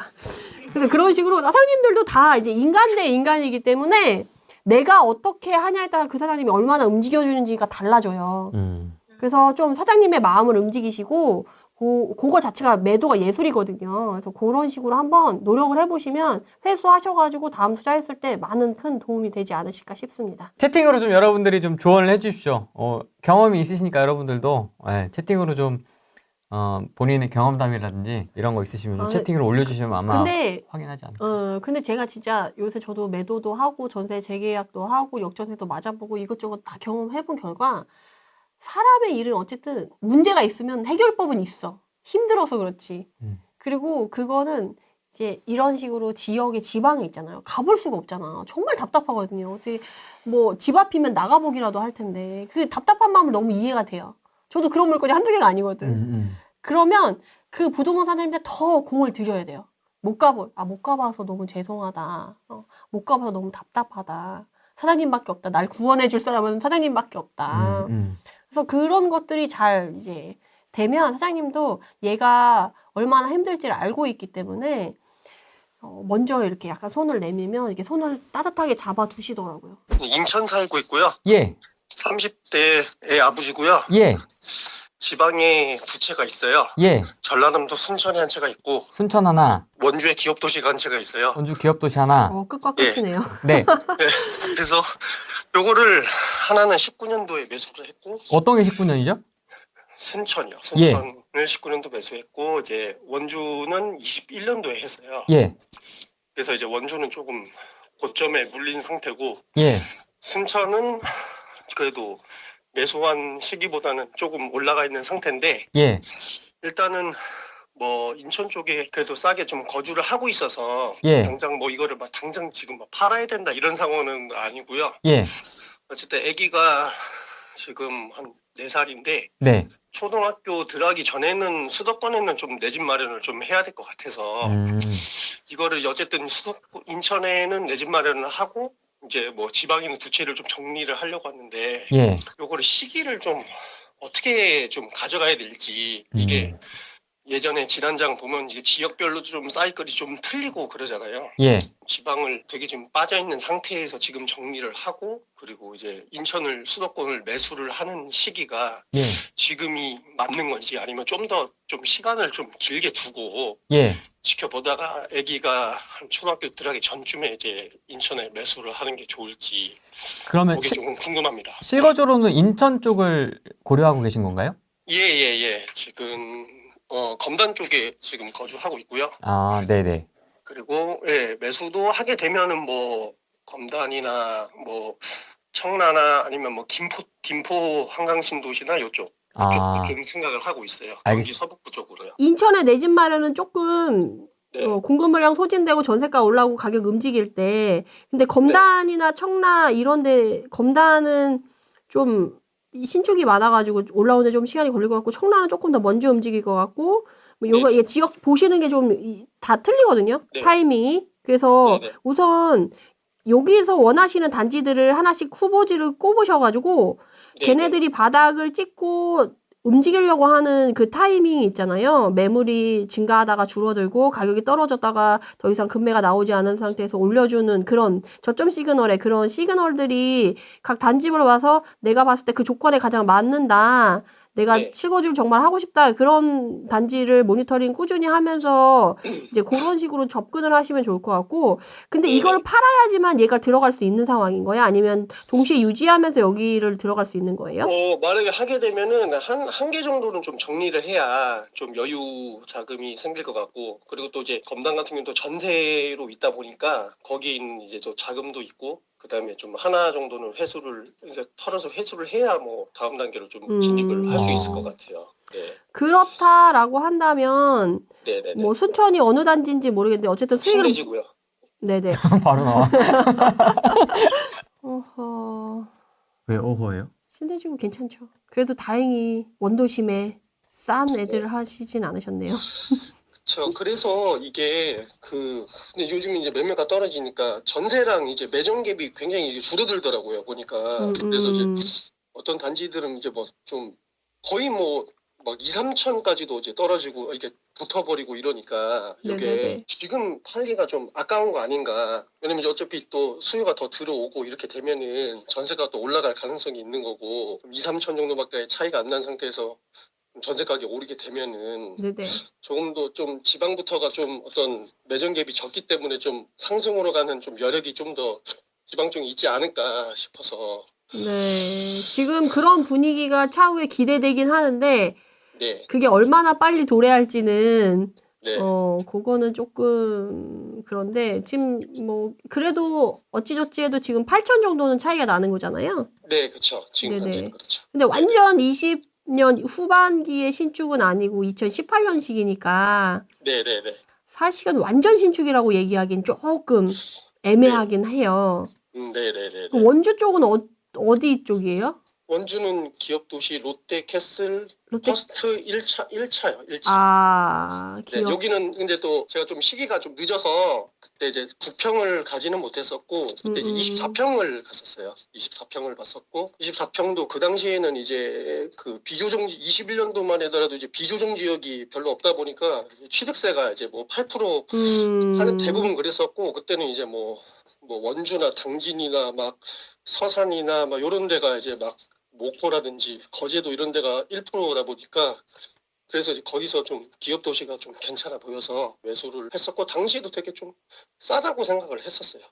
원주는 지금 사실 네. 거래가 원도심 쪽이 더 잘 되는 편이거든요. 왜요? 무실동 쪽이요? 네네네. 이 수요 자체가 얘네는 원주는 좀 특이해요. 혁신도시도 그닥. 네. 네. 그나마 원도심, 무실동이랑 여기 단계동에 있는 신축급이나 이런 애들이 좀 거래가 잘 되고요. 네, 기업도시 요번에 또 이쪽에 유보라 쪽에 입주가 있잖아요. 그래서 얘네는 지금 당장 가격이 움직이긴 좀 힘들어요. 네, 네. 근데 지금 내 집 마련 상황상 한계를 정리해야 된다 그러면 이왕이면 손해보고 파는 것보다는 그래도 수익 난 걸 움직이게 낫지 않겠어요?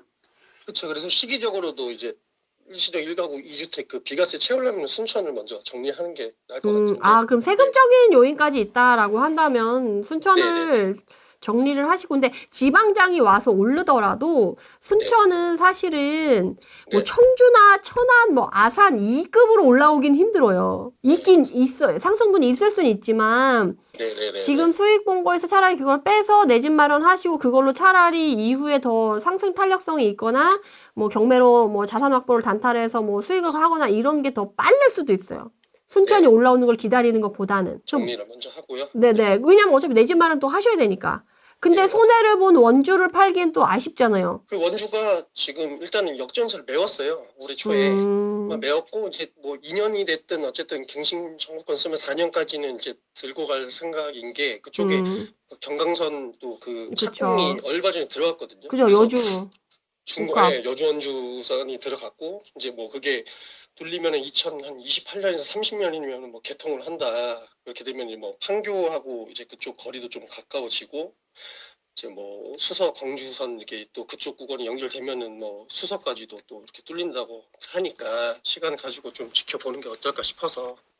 강원도는 이제 수도권 광역화를 멀리 봤을 때는 그런 식으로 말씀하신 것처럼 좀 노려볼 수 있을 만한 그 수도권과 가격의 괴리감을 좀 줄여갈 수 있는 도시로 기대해 볼 수 있긴 하거든요. 네. 네. 그리고 원주에서 혁신도시보다는 기업도시가 훨씬 나아요. 근데 문제는 이 기업도시가 지금 제가 봤을 때 이전에 가격이 안 좋았을 때 에서 올라왔을 때 이렇게 비교해보면 지금 가격이 좀 많이 내려와 있는 상태이긴 해요. 기업도시 자체가. 그래서 지금 팔면은 가장 안 좋았을 때 파는 거랑 비슷한 거라서 지금 팔면 조금 아까운 면이 있는 것 같아요. 왜냐면 기업도시 자체에 있는 애들도 연식이 다 그렇게 오래된 애들은 아니거든요. 맞아요. 그래서 자리를 잡고 얘네들도 이제 여기 원래 원주 기업도시의 제일 큰 한계가 고등학교가 없다라는 거였거든요. 근데 요번에 그러니까 요번에 섬강고등학교 요게가 지금 또 들어온다라고 해서 얘가 고등학교 들어오고 요쪽에 이제 문화센터도 들어오고 여기 낮은 인프라가 좀 생기고 있어요.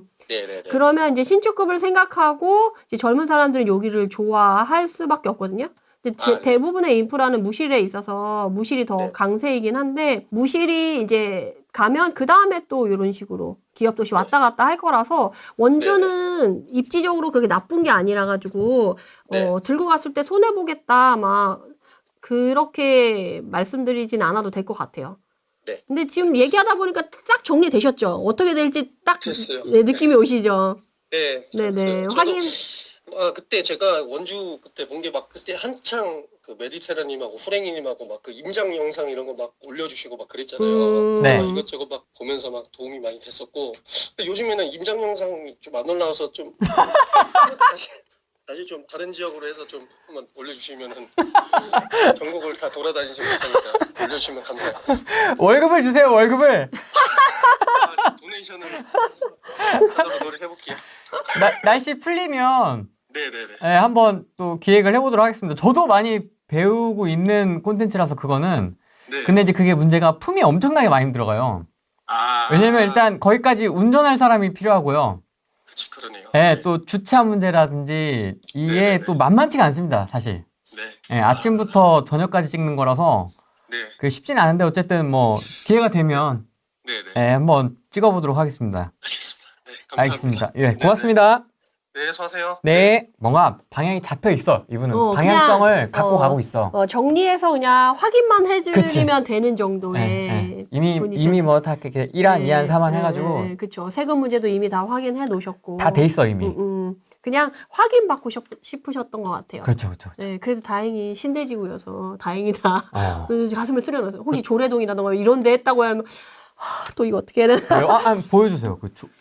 순천 한번 다시 한번 보여주세요. 순천 얘기는 진짜 드물게 나와가지고 순천은 어떻게 봐야 되는 겁니까? 순천은 우선 여수, 광양, 순천 요 여순광 세 개를 나눠볼 수 없어요. 네. 얘는 생활권을 같이 하는 애들이고 이동하는데 30분밖에 안 걸려요. 서로. 그러니까 서로 이사를 많이 해요. 그래서 여기에 누구가 공공물량이 있다. 그러면 여기로 다 빨려가요. 그러니까 주변이 흔들리는 거지. 근데 여기 지역 자체가 가격대가 그렇게 높지 않아요. 신축인데도 아까 막 3억대, 막 2억대 이렇잖아요. 네, 네.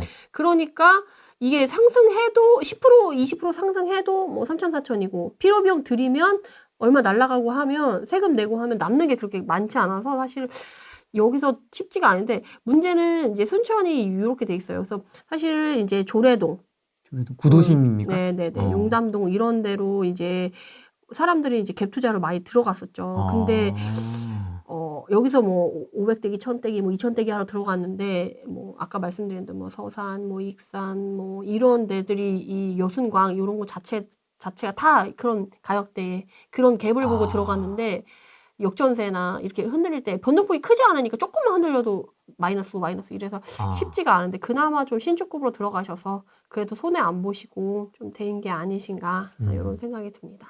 궁금하네요. 인천에 계시는데 왜냐면 여순광이 한때 어떤 분이 여순광을 또 엄청 많이 미셨어요. 알고 있습니다. 네네. 그래서 그때 좀 또 많이 가셨었기 때문에 네. 그래서 뭐 그때 가셨던 분들이 비슷한 상황이지 않을까 싶어요. 답변을 드리면서도 든든하더라고요. 마음이 헤매시지 않겠구나 라는 생각이 들어서 응원하고 있겠습니다. 화이팅. 임장 영상 관련돼서 제가 운전해 드릴 수 있다고. 재밌긴 한데 그게 재밌고 보시는 분도 유익하긴 한데 약간 뭐랄까 협찬이 안 들어오면 그 약간 제작 협찬을 누가 하시겠다고 하면 주구장창 찍을 수 있는데 얼마든지 찍을 수 있지. 근데 이게 만만치가 않은 게 이제 메디테라님이 이 방송 카메라에는 안 잡히는데 이렇게 메모해가는 게 어마어마해요. 일단 자료 조사가 거의 한 100페이지?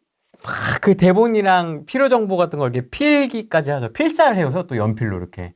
그렇게 해서 이렇게 딱 정리해가지고 또 빠졌다 그러면 또 NG야. 그래서 또 추가해서 넣고 촬영해서 넣고 하고 또 중개사무소 섭외까지 또 해주시거든요. 그래서 이제 그분한테 또 단도리도 하고. 그러게. 이런 스타일을 또 좋아한다, 후랭이가. 안 그러면 통편집 당한다. 이 새끼가 성질이 지랄 맞아가지고, 너 이런 식으로 하면 안 된다. 이걸 단도리를 다 또 해주세요. 중간에서. 그래서, 그렇게 해놓고, 아침에 이제 일찍 가서. 새벽같이 비행기 타고. 네, 가서 찍고, 뭐하고 해서 이제 하는 거라서, 이게 만만치는 않습니다, 사실. 사실은 이거를 막 시간 대비 노동력으로 받으려고 하면. 그쵸. 한정이 없죠. 사실 답이 안 나오죠. 네. 근데 내가 이번에 좀 놀랐던 게 3프로에서는 약간 그렇게 이렇게 조인을 해서 어떤 기관의 협찬을 받아가지고 그런 식으로 프로그램 하나를 이렇게 만드시더라고요. 우리 후레이님도 그러면 너무 좋겠어. 연락 그러면, 주십시오. 그러면 제가 열심히 연락 주십시오. 해보도록 하겠습니다. 100개고 200개고 찍을 수 있습니다. 전국 다 다닐 수 있습니다. 평양도 갈 수 있습니다. 총선 전입니다. 이제 총선 이후에 또 촬영을 하게 될 텐데 총선 네네. 전 현재 지금 시장 분위기 한번 좀 1분 요약해 주시죠. 총선 끝나고 그 온기가 오래 안 갈 수가 있어요. 그래서 지금 오늘 매도 전화, 매도 고민하시는 분들 되게 많으셨는데 네. 이왕이면 총선 전에 어떻게든 계약서를 쓸 수 있도록 하시는 게 안전할 것 같다라고 말씀을 드릴 수가 있겠고 네. 이게 굴곡이 지금 이렇게 있잖아요. 근데 하락장으로 갈수록 그 굴곡이 기간이 짧아져요. 짧게 짧고 대신에 안 좋은 기간이 조금 더 길어지고 막 이런 식으로 하니까 그 시기에 맞춰서 본인의 포지션을 딱 정해서 어떤 게 나한테 가장 유리할까? 그리고 나한테 유리한 투표를 하는 게 정말 중요하다. 말씀드리고 싶습니다. 알겠습니다. 4월 총선 끝나고 바로는 확인하기는 어렵고 네, 한두 달 정도 조금. 지나면 확인할 수 있겠지만 어쨌든 그 분위기를 투표를 잘해야지 우리가 우리의 자산을 지킬 수 있다. 네. 우리 소중한 한 표. 알겠습니다. 꼭 투표하세요. 오늘은 여기까지 하겠습니다. 고맙습니다. 감사합니다. 안녕. 안녕.